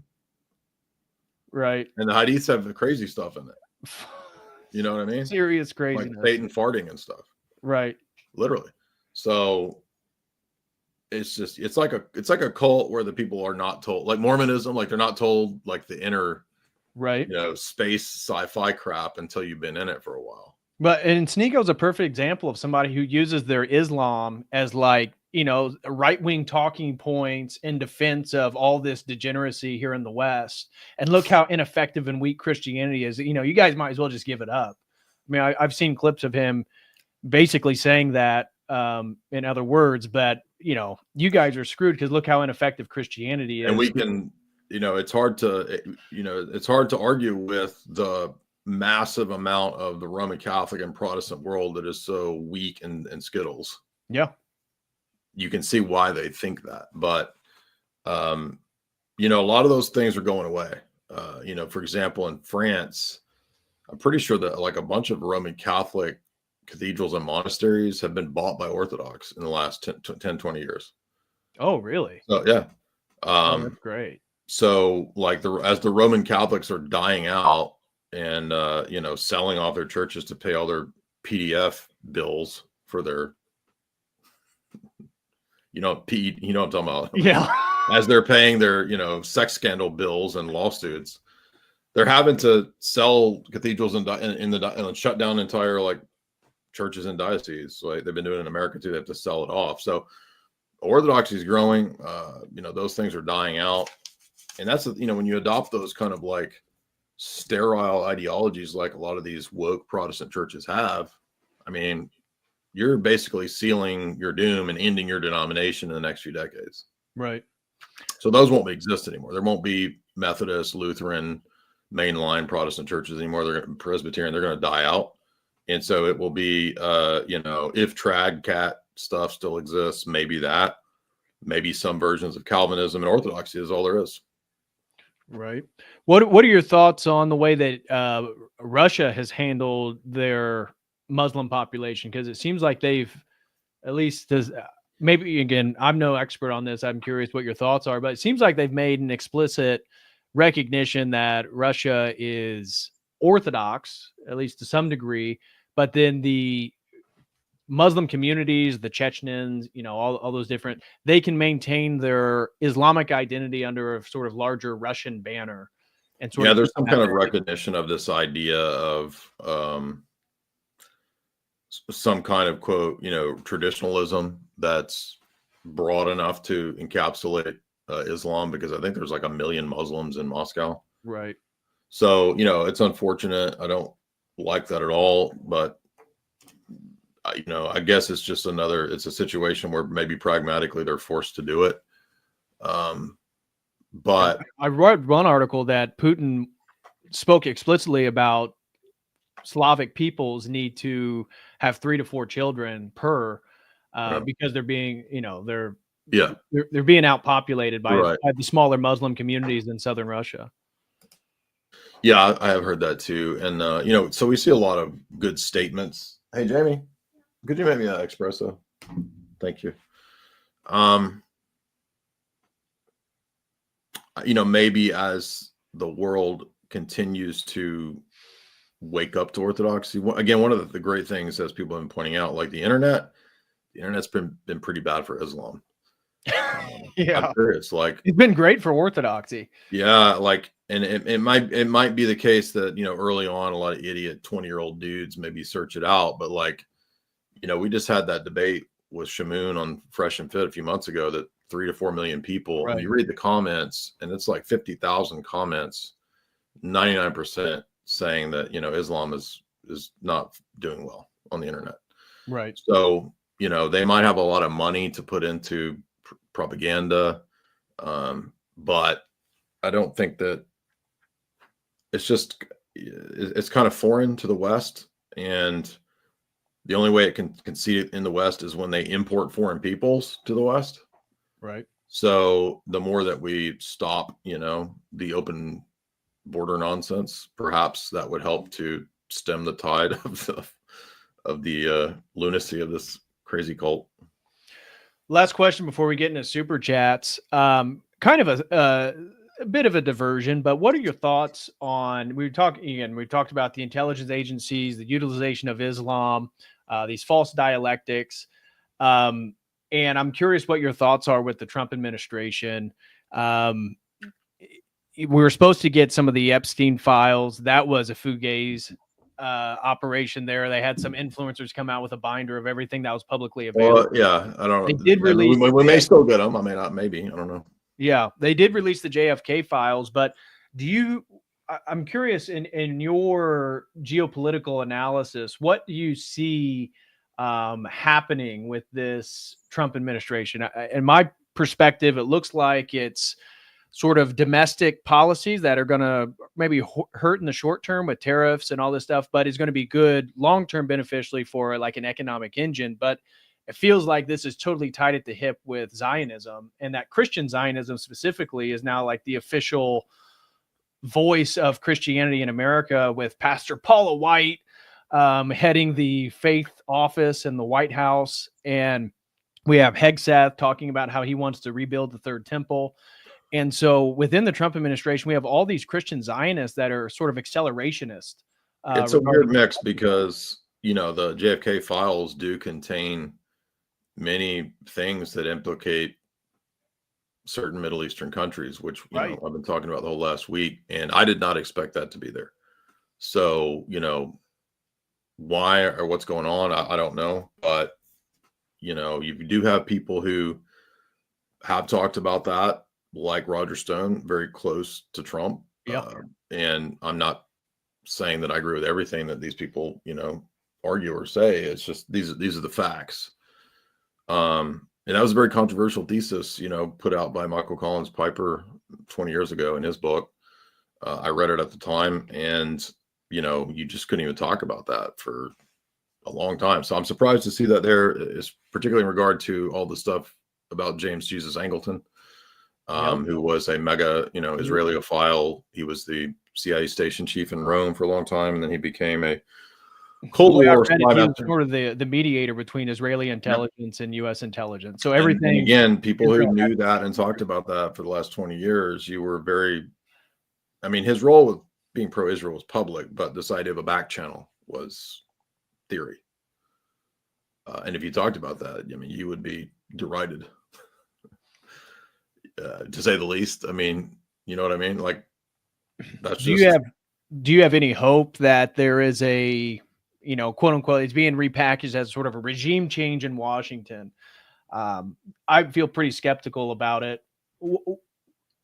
Is it just yet to be seen? Do you feel like there's, is there a sort of regime change, or is the again, this deeper, higher Anglo-American establishment, is it still behind the wheel? Even, Trump can do all the stuff that he wants to do, or domestic policy stuff like that, economic stuff, but the ship's moving in the same direction.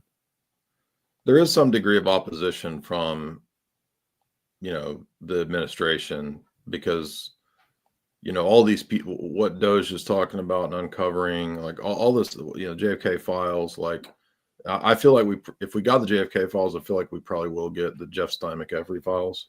You know, maybe they won't be too redacted. I guess we'll see. But there's definitely a real awakening in the country.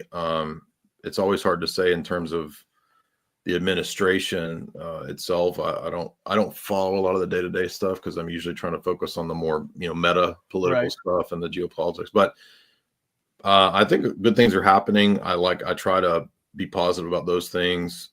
You know, one thing I keep saying is we've been under such intense mind control for so many decades and so much mainstream media brainwashing and just nonsense.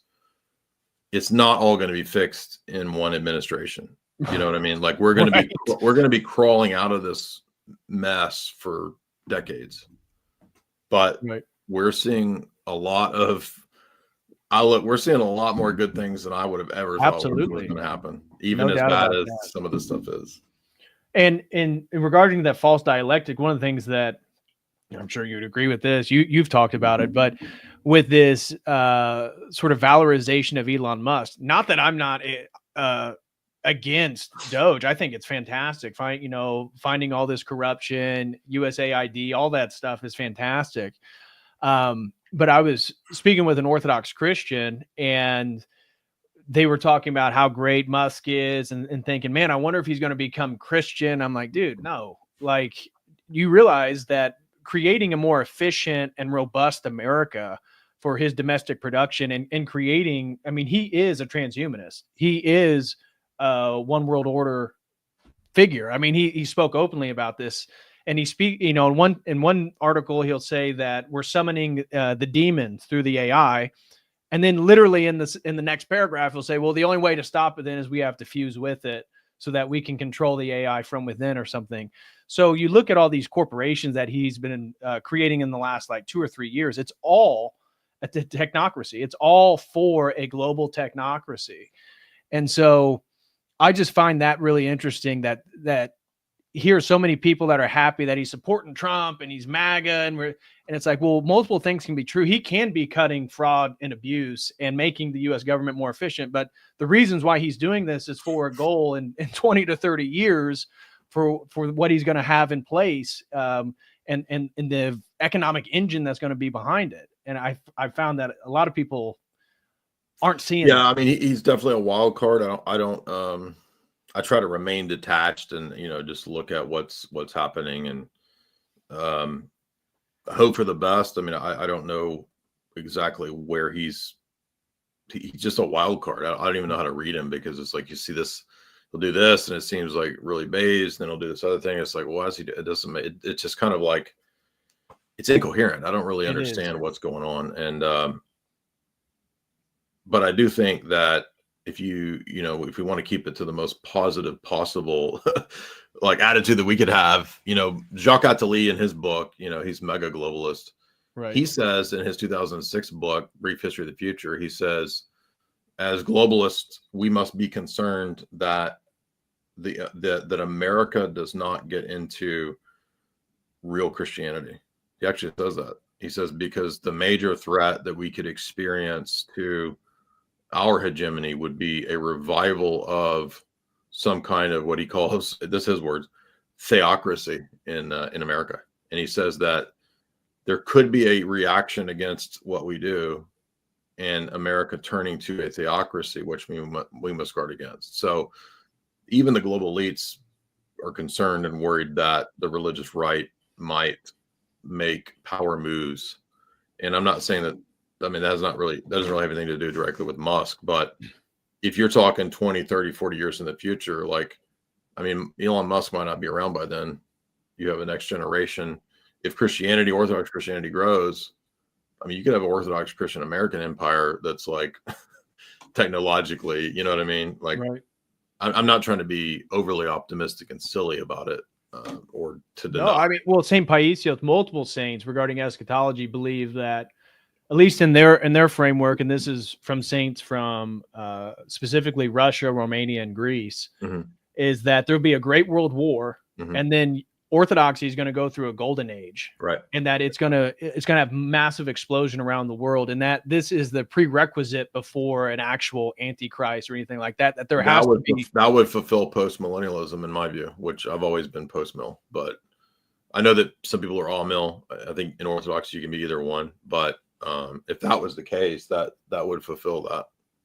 Right. Well, of the idea of a mass, Orthodox conversion of the world.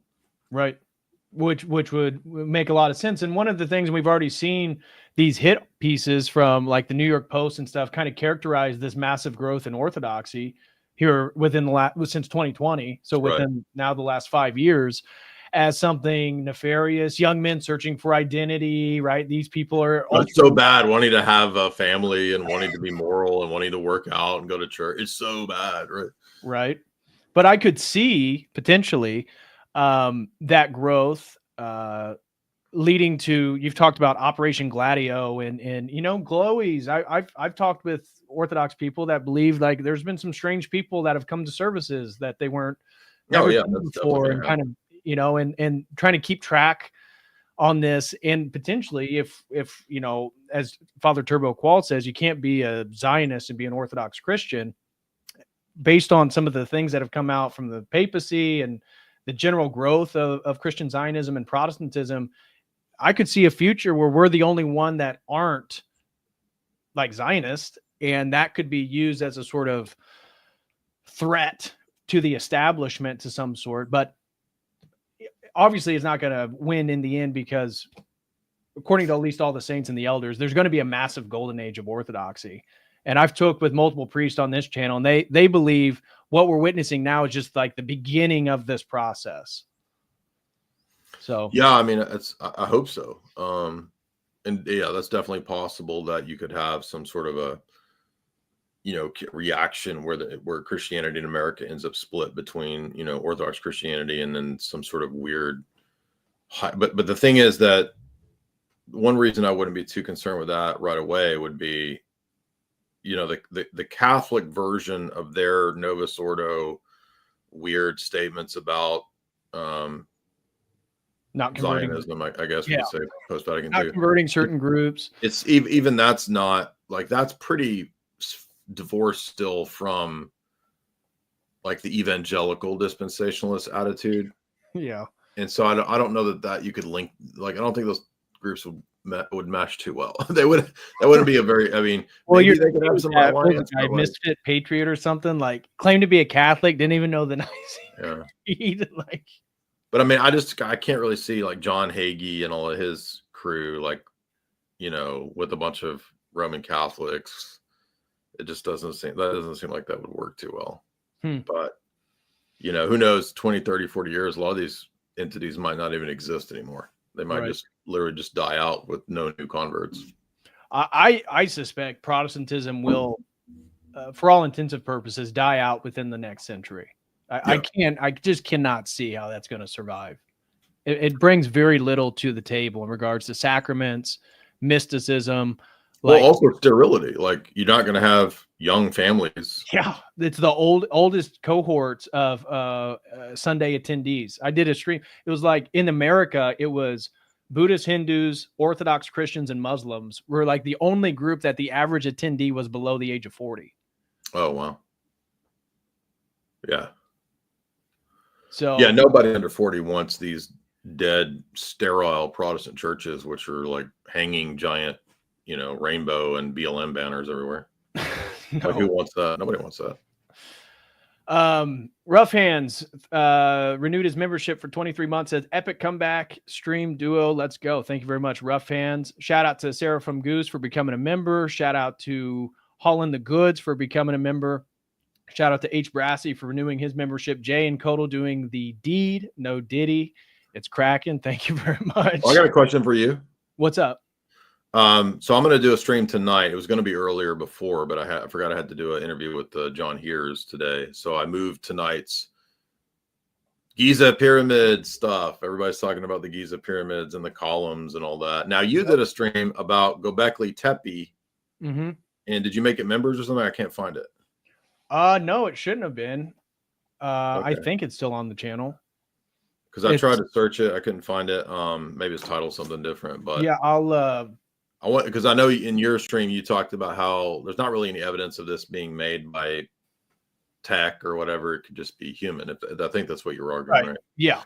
I wanted to clip that and talk about that on tonight's stream. But tonight I'm going to be talking about the claims about the pyramid, what the evidence may or may not suggest. I'll also be talking about some of these other megaliths and ancient civilizations and this kind of stuff, because I haven't talked about that in probably 5 or 6 years. So, what are your thoughts on the Giza pyramid findings? It's interesting. I still can't discern how legitimate the claims of the underground tunnel things are, because I keep getting conflicting data. I've looked at it for like 2 days straight, and Grok keeps contradicting on it. I can't tell whether that's just wild conjecture or if it's actually there. Right. So it's not in the original paper, but now supposedly the same people from that paper have a new paper, which is not yet peer reviewed, but they're making these claims. So if it's true, it would suggest totally different history of that region, and maybe even like Nephilim type stuff, right, if it's true. But it may not be true. So have you looked at it at all? I've been looking at it a little bit, but like you, I got just in my cursory search, this was a couple of days ago, I started to see that there was a few exaggerations from what I was seeing by people online about it. Okay. And they were, they were a little bit more conspiratorial. So they immediately went to Graham Hancock, lost civilization, ancient technology, that type of worldview. And it leads, at least from them, what I'm hearing is the narrative that it leads credence to like the pyramids being like pyramids of energy, and that these coils that are amongst these, that seems like a huge, that's like it's a giant battery or something. I don't know about all that, but like if there's structures, I mean, that could suggest, just a whole other underground city or something like that. And that's where I've done streams on like ancient aliens and stuff like that. And, I think that there's a lot of natural explanations. I think that the ancients weren't as totally ignorant as we think they are. Right. And if we watched I think that they thought in such a larger time frame. And we think of building a pyramid, we like expect it to be done within 2 years. Like we have these people are thinking in generations. And so they would think about cathedral building for 100 years. Exactly. Yeah. And that's medieval. That's, so we're talking ancient period. So, but, what do you feel like Graham Hancock sort of, let's just speculate, if there's this sort of redating, because everybody wants to go back to the 12,000 year period. So when Göbekli Tepe, that's the whole thing, is like, oh, we had advanced human civilization, fingerprints of the gods. There you go. So I was going to cover fingerprints of the gods. No, so I think that the astrotheology of how it lines up with Leo and I think that it's fun and interesting to speculate, and I think everybody has a phase of where you read Graham Hancock and you get into that stuff, and I did too in my 20s. I do think there's genuinely mysterious things that we don't know how they, megaliths and lost cities and underground civilizations and all that. That stuff does get. In fact, there was one I don't know if you saw that recent one in China was pretty mind blowing. There was a village in China, and they had this ancient sort of water well that was kind of pouring water out of a rock, and it was not that big of a like cistern type thing that had been there, and everybody in the village just knew it as, oh, that's the ancient water well. We don't even know where the water comes from. It's just the ancient sacred water well. So they drained it somehow, and then they brought in this team of archaeologists and all this, and they started digging around it, and they found tunnels, and they found an entire underground city. Wow. With giant columns, not as giant as the Egyptian columns, but pretty amazing. Like this, and it's so old, nobody knows what it is. Like the Chinese are like, we don't even know.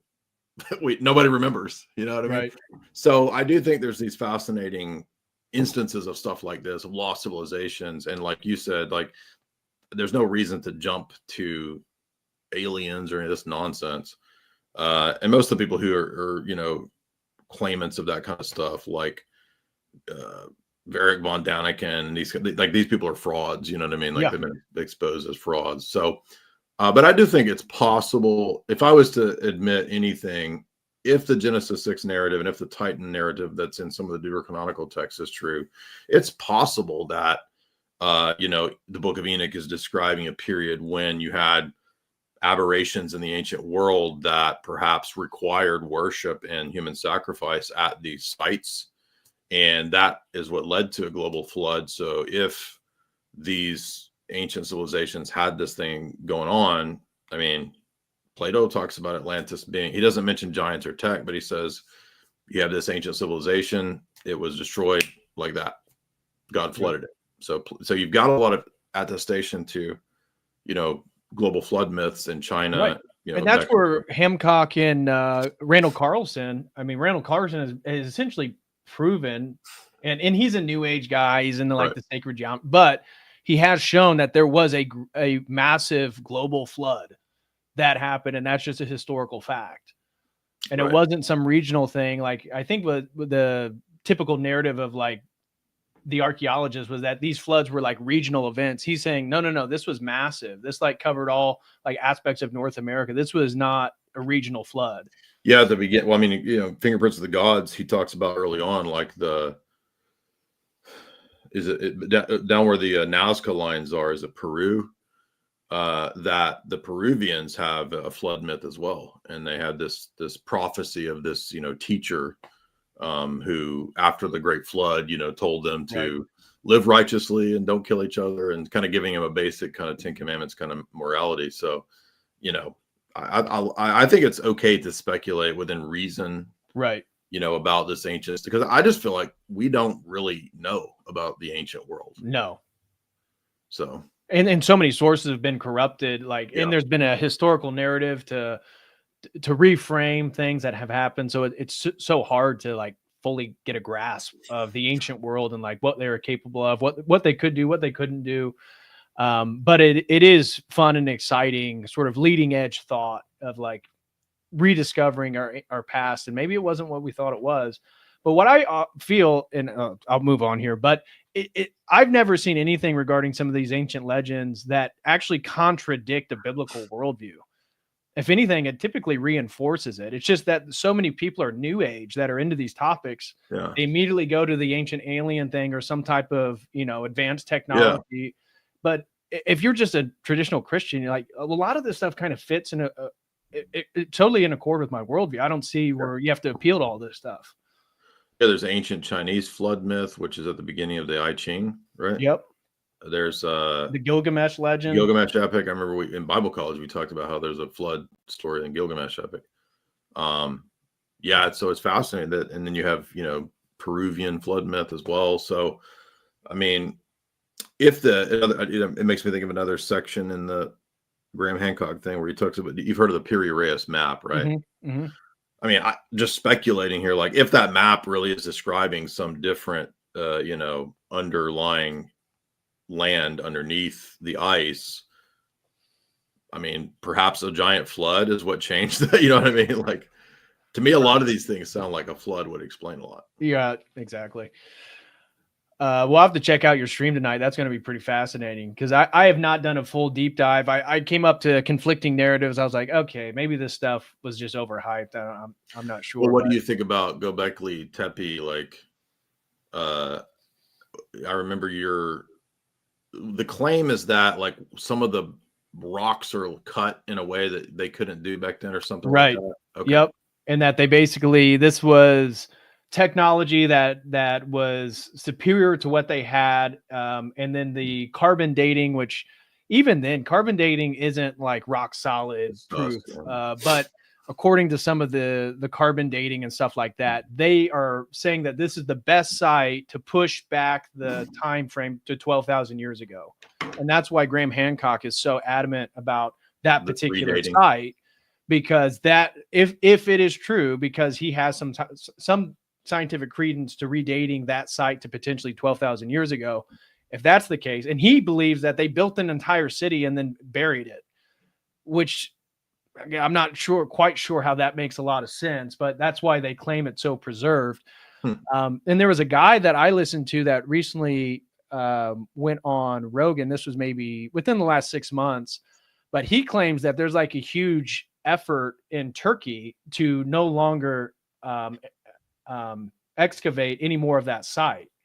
And then the theories abound. Is it because of it totally reshapes ancient history, or is it because if they keep it partial, they make more money through tourism that wants to come and like see it? I don't know. It's debated, but he recently was bringing this up. I think he's the guy. I forget his name, but he's done a lot of stuff on Atlantis and like arguing that it was that place inside the Sahara Desert. If you know what I'm talking about, there's here, let me pull this up. So Google Maps, if you go to bam,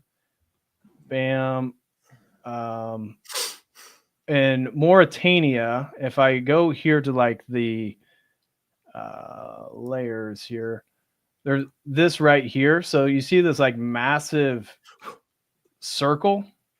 Oh, this would be the concentric circles. Yeah, so he claims this is actually the city of Atlantis. And so they've done work here. Now it's really hard to do any research because it's literally out in the middle of the Sahara and it's super hard to stay out there for long periods. Right. But this apparently was all underwater. At least the water was around it at one point.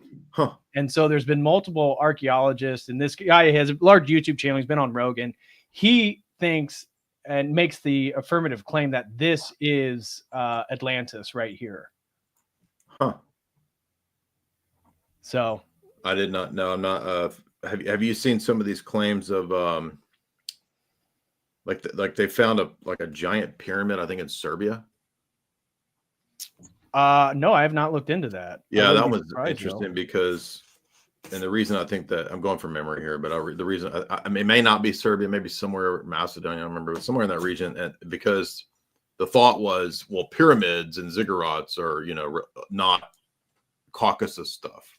That's Middle East or ziggurats in Latin South America or whatever.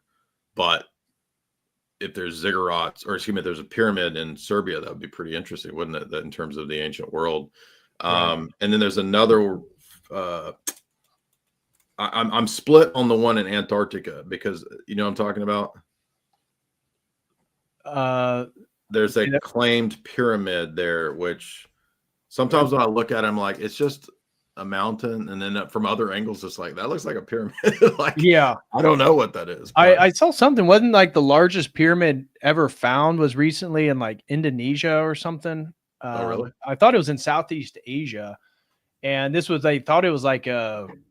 I think if you did a YouTube or just an internet search, it'd pop up, but it was a Southeast Asian country. I can't remember exactly, but it looked like it was part of a mountain, but it turned out to be like what they believe to be as a man-made pyramid. And supposedly it's the largest one that's been found. Oh, no, I didn't know that. So let me see. Bosnian pyramid claims. The mystery of Bosnia's. Now, this is actually in even like mainstream normie. Right. This is Smithsonian. Let's see what they say, because I knew I'd read about this. I'm not sure how legit they take it to be. They might be debunking it, but Visoko, Bosnian pyramids. That looks like a pyramid. I mean, that does not look like a mountain if you look it up. Right. I mean, from certain angles, that looks like a straight up like. Well, and in China, I went to the Terracotta Warriors, which is in Xi'an, the ancient capital of ancient China. And when I was there, just within like the last decade, so I was there, I went there in 2012, and they had said within the last decade, it was discovered that what looked to be, it just looked like a big hill, turned out to be a man-made structure, and that they had buried an emperor, and they recently through sonar and stuff, because they can't go in it because they believe it's booby-trapped and has all these poisons and stuff, because it's apparently, according to them, it's filled with terracotta warriors, soldiers that were close to the emperor, and a bunch of treasure inside. But they believe, based on their understandings of these structures, that it's like booby-trapped, and if you go in there, there's poisons, mercury, all types of stuff to try to kill somebody if they were to try to take any of the treasure. But yeah, that was, I mean, that's in the 2000s. right next to a major museum in China, and they just realized that a big hill was actually a man-made structure. Huh. So they also found something recently too in one of the Latin South American countries, like it was an Aztec or like a Maya or Inca, like a giant underground tunnel network that had never been discovered before. It's pretty recent. Oh, I got to find that one of the Chinese village though, because that one's the craziest. I think. Oh, this might be it. It's called the Long Yu Caves. Have you heard of this? I think this is it. Let me make sure. Caves. LONGYOU Caves. I think this is it. Yes, this is it. So it was just some village, and then just drained the water, and they found this giant underground structure. I don't even think they know like what it is. Oh wow. Like what? Like who? You know, it's just forgotten. Like nobody remembers or knows like what emperor said, "Build me this cave." Wow.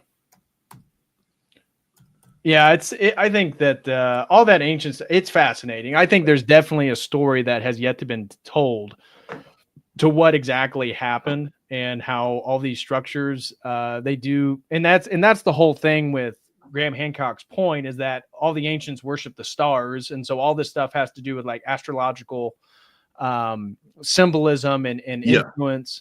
And he kind of has a new age spirituality where they're harnessing the power of the stars and all this different stuff. But yeah, I mean, I'm not into the like. No. But I think he has a point that there is some type of connection amongst all these ancient it's groups of definitely people building these structures. There's clearly a phenomenon here. It's definitely an astrological like worship alignment type of thing. Right. Would you Absolutely. agree? Yeah. I don't think there's any doubt about that. And the fact that they are all over the world. I mean, the Easter Island statues are still unexplainable. They don't understand how the hell they built those like weird statues of guys they're found like in the ground. They're ginormous. So are they just heads or full bodies? I don't even know. Full bodies. Oh, really? Yeah. Huh. Yeah, they've excavated some of that stuff, and they're ginormous. And it would take hundreds and hundreds of men to try to pull those across like wooden like lumber, like timber, you lay timber down and try to roll it across it. I mean, they're huge, and apparently they're all made all in one piece. So, well, that reminds me of the. Have you seen that? I think it's maybe I want to say Serbia again, but there's this place where there's like these giant stones that kind of go out into the water, and it's like it's a road. Yeah. Are you talking about Japan? It may be Japan. I can't remember. But they don't know how it got there, but it looks like it was a giant road. And they look perfectly. Yeah, they're like perfect rectangles, and with sharp edges. It was like, how the hell? Huh. Yeah, and I've heard I think Graham's speculation is that when the Great Flood happened, all this stuff went underwater. Before it was actually above water. Exactly. Yeah. So, I mean, that makes sense. Yeah. Yeah. People are saying we're getting into Billy Carson territory. No, dude. I mean, we're getting into Bible Genesis territory. Exactly. I think that's what's happening is as you know, as time goes on, it's like the Bible's actually being proven to be more accurate than anybody supposed. So AC, shout out to you, brother. Throws in $50, says you may share this with Jay, even though he is a quantum KGB sorcerer before the KGB went defunct. Thank you so much, AC. David James. There's no KGB anymore, but people still say that if you're Orthodox, you're like tied to the KGB, which is. I know. The KGB has been 35 years defunct. So. Well, some of the stuff that people make up about you is just hilarious. And man, and you're going to people say that you're mean, but some of the people you debate with are so incredibly dumb. Yeah. That. We got a big debate. Hey, we got a popular person debate Wednesday. I'm going to be debating. Do you know Dasha from Red Scare? Oh yeah. Oh, so what you guys debate? She wants to debate Eastern Catholic versus Orthodox. My gosh. So that'll be Wednesday. She has no idea what she's getting into. I'm gonna probably troll her. I'm gonna Is that on your platform? Yeah, I told her she'd come on the channel. Yeah. Oh my So god! I'm gonna like make up stupid questions and like assert stupid stuff that they don't believe, like just to mess with her. I'm gonna say, well, you know that Eastern Catholics believe in eating weed on one of their holidays, right? I'm just gonna mess with her. No, we don't believe that. Holland the Good throws in 10, says, did Lawrence of Arabia wear Cosby sweaters and have a gay lisp? If you watch the Gertrude Bell movie with Nicole Kidman, Robert Pattinson plays T.E. Lawrence. So you can go watch Robert Pattinson being Skittles and determine whether you think he has a lisp. Austin Tertulio throws in 5. Thank you very much, brother. Brendan Turner throws in 5, says, Brits keep saying they can take back their country because look at the Spanish Reconquista, but the Spanish elites weren't pro-Islam. They might be cooked.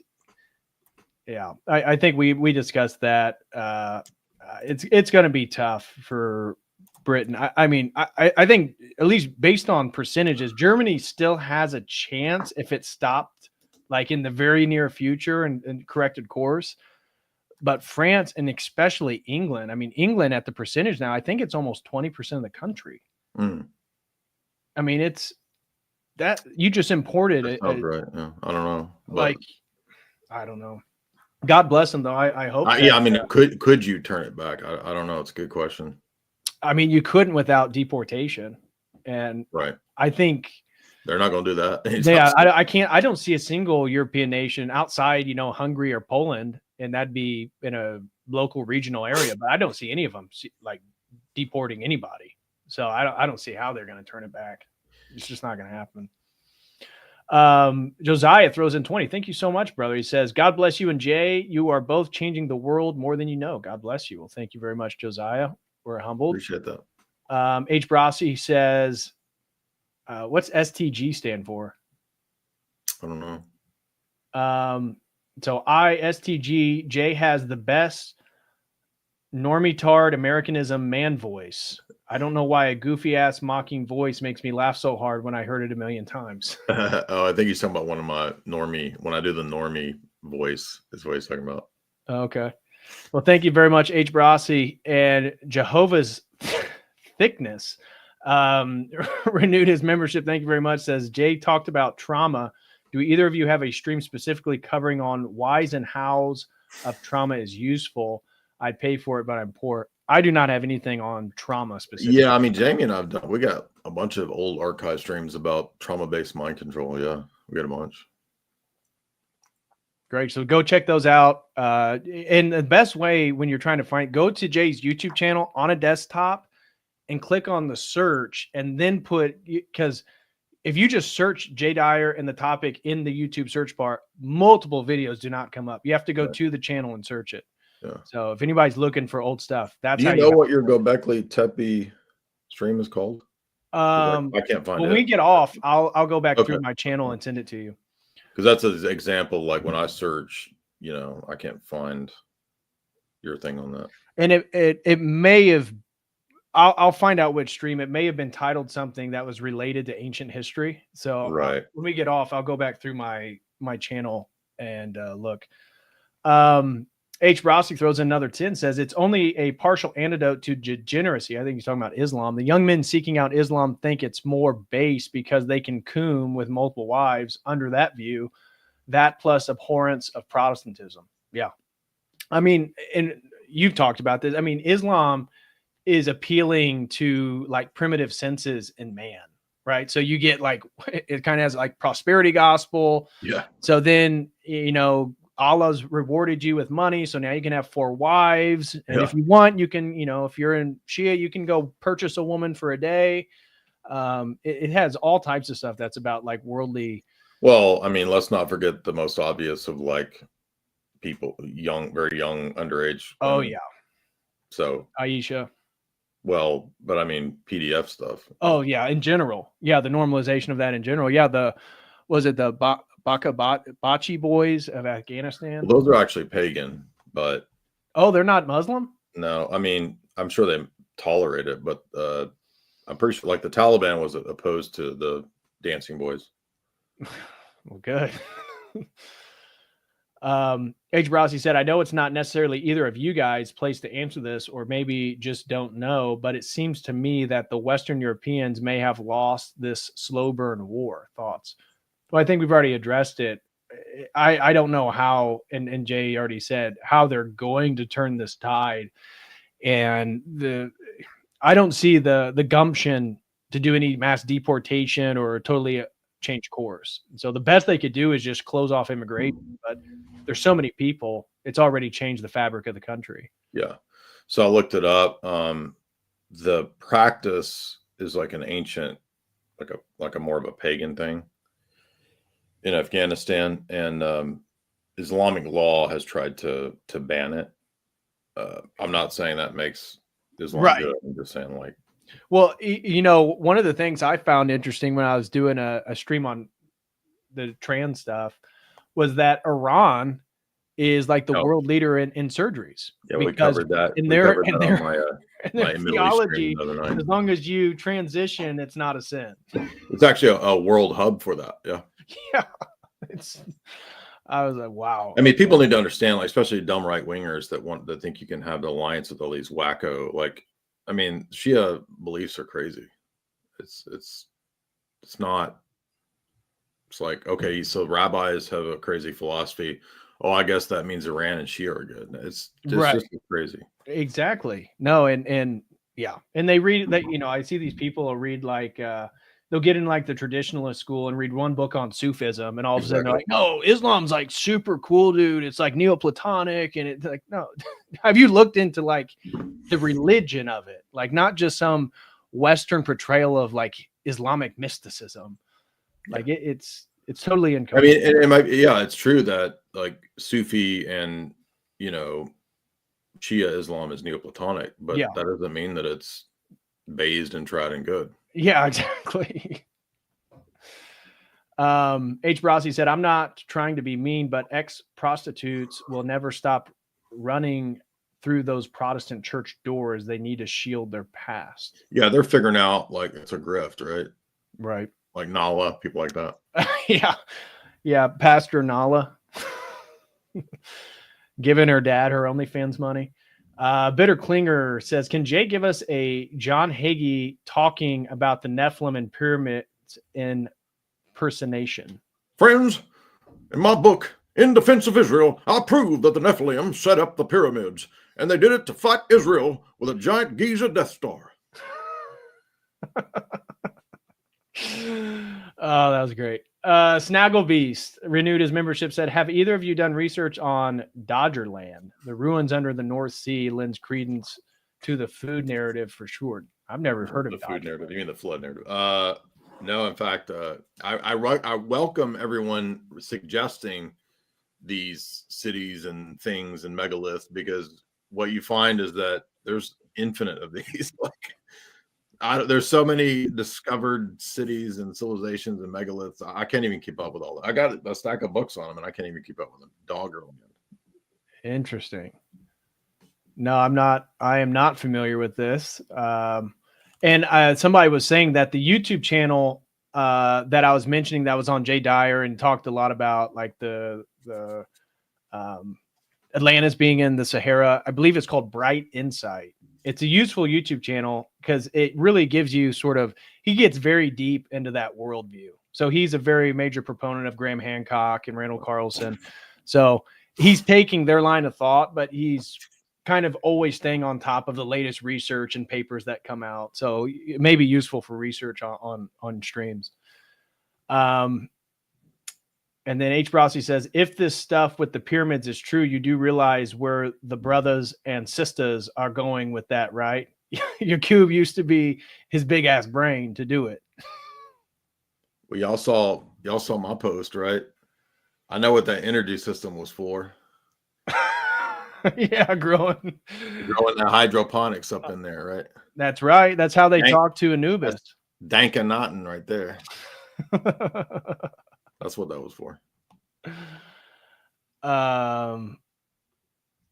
Next one, Dave throws in $2. Says, has Jay heard about Egyptians in the Grand Canyon? Yes. So there's an old news article clipping that supposedly someone had found reference to or a suggestion of Egyptian hieroglyphs in the Grand Canyon.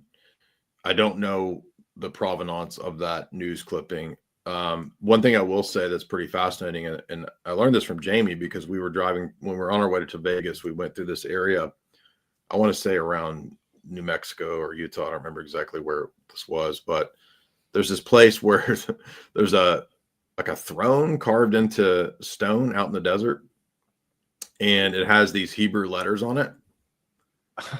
And can you guess who faked that? Mormons? Yes.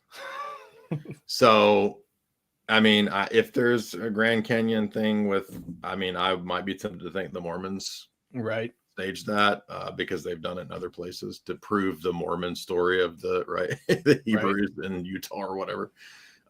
So, but I mean, then again, maybe there is some stuff we just don't know about. I don't know. Bill Hicks says, epic stream, guys. God bless. Thank you very much, Bill. Nathan, we was kings back in Egypt. We was kings. And H. Brossi throws another one, says, just to get a step closer to the goal. Every time you guys stream, it's great. I hope the masses will remember y'all in the eschaton for the number of catechumens you've brought to the faith. Well, God willing. And then we just had a couple over on Dono Chat. Chat TBD. Anyone here understand hypotheticals? I think everybody here understands hypotheticals. Random That's user. the one I always ask the Muslims. Well, and Andrew asked all these girls about whether they ate breakfast in the morning, how they'd feel if they didn't eat it. Yeah. No, it's amazing how people can't, like, they do not understand generalities, right? Or how to restate a hypothetical, or even just restating what your argument is. Yeah, per capita seems to go over people's heads quite a bit. Random user said, could I beat Jay Dyer in a live debate? Yes, but only under specific conditions. Chat GPT real response. I don't think ChatGPT and Grok are that great in debates. I mean, we've been doing some videos experimenting with how good they are at debating, and they're not that great. So, I mean, I found Grok to be the best because it's kind of like an easier version of Wikipedia that's not as lib as Wikipedia. So, if you're asking Grok basic questions about, when did, when was James Hughes Angleton the CIA desk chief in Rome? Like, he can give you those kinds of things, but beyond that, it's not that great. Have you noticed any significant difference between Grok and ChatGPT? Yeah, I think Grok's better. Okay. I mean, I haven't used ChatGPT in a few months, and it was pretty weak sauce, dude. Like, I remember asking some questions, and the ChatGPT of 3 or 4 months ago was literally contradicting itself within like 5 minutes on the same question. I'm like, right, you just told me this, but I found Grok. Well, and you can get it if you respond. You ask it a question, it responds, and then you are critical of the response, saying, "Oh, well, you missed this." Like, you can get it to sort of go off into error. Yeah, kind of coach it. And I mean, Grok's the same way, but I found it to be a little better. Okay, I got him to even admit, like, Grok was even like admitting stuff about Victor Ostrovsky's book. You know what I mean? So it was pretty interesting. Yeah. Judeo-Islamic guy says, the Islam talk here reminded me, I've heard it said several times that the modern world for religion was invented for British colonialism. Not sure how that works. I'm not bigly educated. Well, I mean, the modern world is created more or less by the British Empire. That's true. I don't know. Nickname, first name says, haven't seen you both in a minute. What have you guys been up to? I've been trying to finish my dissertation. I'll be turning that in next week. So I think I've only streamed like once or twice this month besides this. I know. Yeah, I noticed you haven't done a whole lot. And just because I've been writing and formatting, getting all that stuff done. So April, I'll be back into the normal swing of things. But you were just you were in person in Texas. Didn't you just go to Texas? Yeah, we were there for a funeral, and then I went ahead and did Lord Voldemort's show. But also I was finishing Esoteric Hollywood 3 for the last few months. Oh, nice. So I got that complete.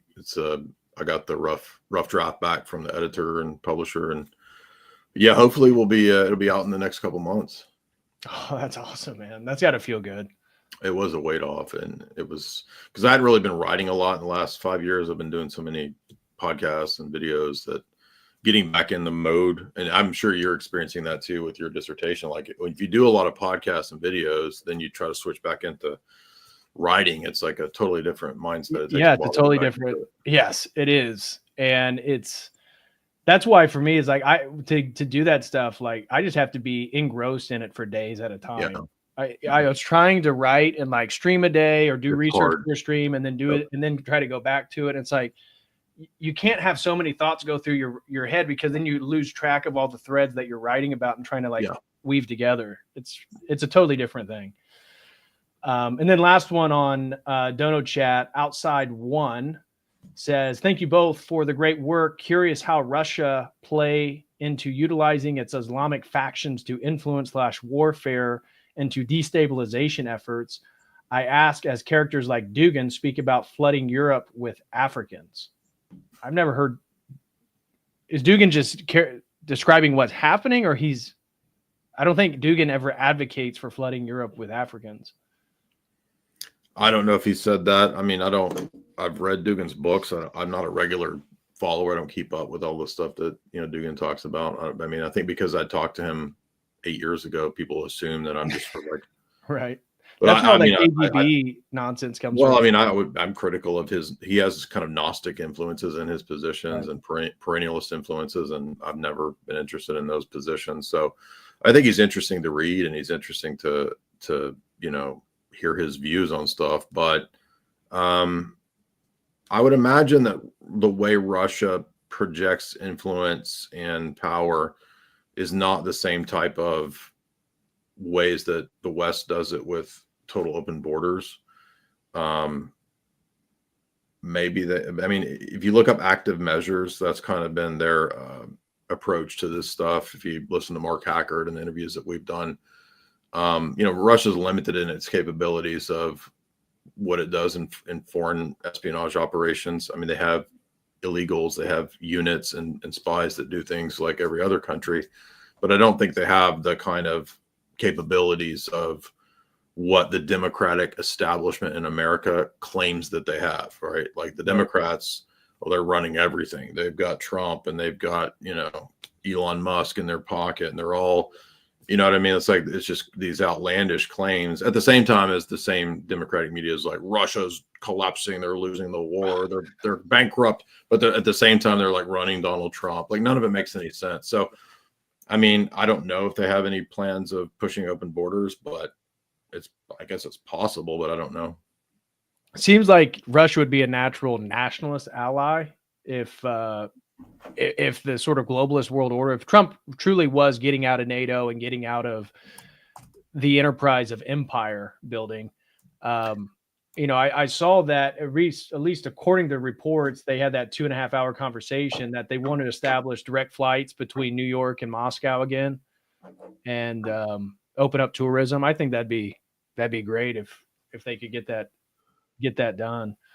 By the way, when I mention active measures, I'm not referring to the documentary that is supposed to prove that Donald Trump is a Russian agent. I'm referring to the actual plan from like how Russia views its intelligence capabilities that they call active measures, which is it ranges from media to specific actions of black ops, this kind of stuff.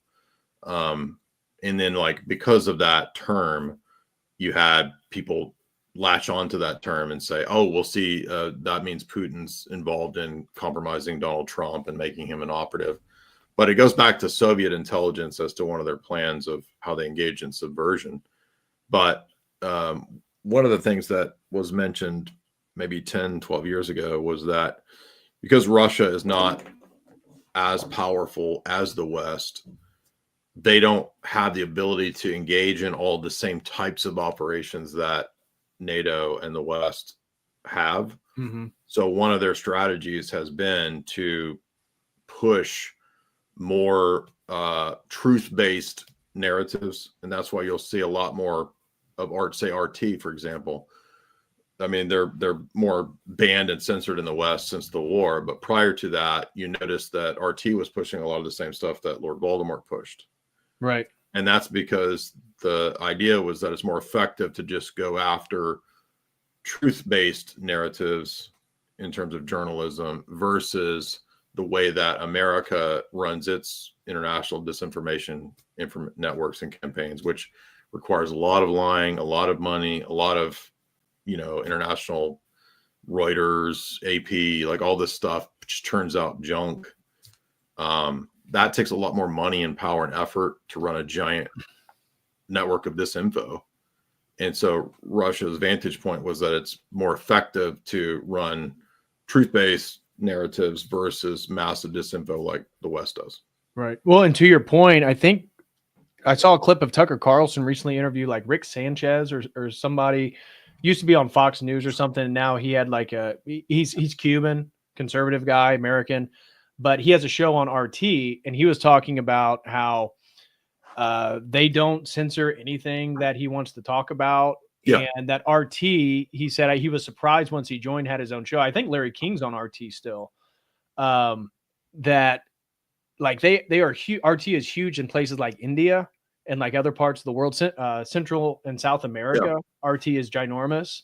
And so he was talking about how it's if your message is to get globally, meanwhile, it's banned here in the United States, but right. He was talking about how it's the only media company he's worked for that does not curate your show or your message. It gets back to your point, is like they allow people to have dissident information that's truthful, and it's built up a credibility in which the RT is trusted and incredibly popular in different parts of the world. Yeah, so that's a better strategy from their vantage point if you're a smaller player versus a larger Western player. Yeah, makes total sense. H. Rossi threw in another one, said, have y'all seen the Sneeko video with that sheik? Please watch it. If not, you see firsthand why they have no arguments and don't understand ours. Yeah, we mentioned that earlier about exactly. Apparently Sneeko had no idea he had to believe in the hadith.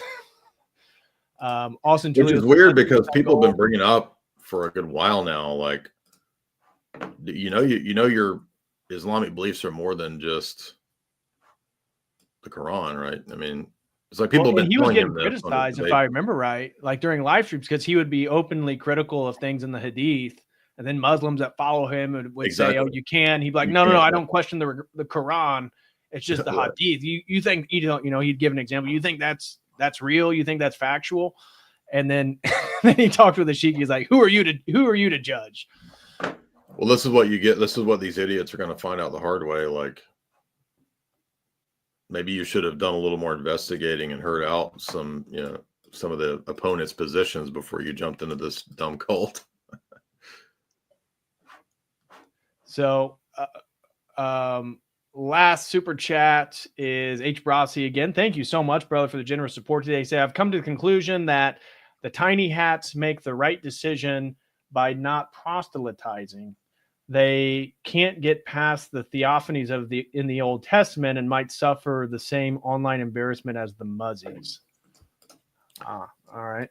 I mean, I don't think the rabbinic philosophy and believers are very interested in debating. They don't. Every now and then there's one who will, but it's very rare. But I thought that Sam Shamoun's recent debate with that young Orthodox British Jewish guy was pretty good debate, and the whole debate ended up being about all these theophanies. So, right. And then Flanums throws in 5, says, always enjoy when DPH and Jay do streams together. Well, thank you very much, brother. And Jay, I know that you got to go do his stream. Apologize. I moved back a little bit, so I got to eat dinner, and then we'll have the stream after I eat dinner. But yeah, thank you for having me. It was a great conversation. I was glad to stay long. No, I appreciate it, because the overview you did on that 4th hour on InfoWars, that was the best cover. And you did it so you only had, because the breaks, you only have like 30, 40 minutes, and you hit on all these points about why Islam is dangerous, how it's been used as a subverting force, and why it's coming to take over in a militaristic way Western Europe, and they're not going to be able to stop it unless they wake up. Yeah. So, thank you. And then Orthodox Boomer Grandma just threw in 20, says, thank you guys, thank you. And then H. Brosy said, it's only right that I get past the line. Well, thank you very much, H. Brosy. So anyways, guys, that's going to do it. Jay's going to be live here after he eats dinner, so go over to Jay's channel, and we'll be watching him talk a little bit about the latest on the Giza Pyramid. So God bless you guys, and I will see you in the next one. As always, until then, God bless.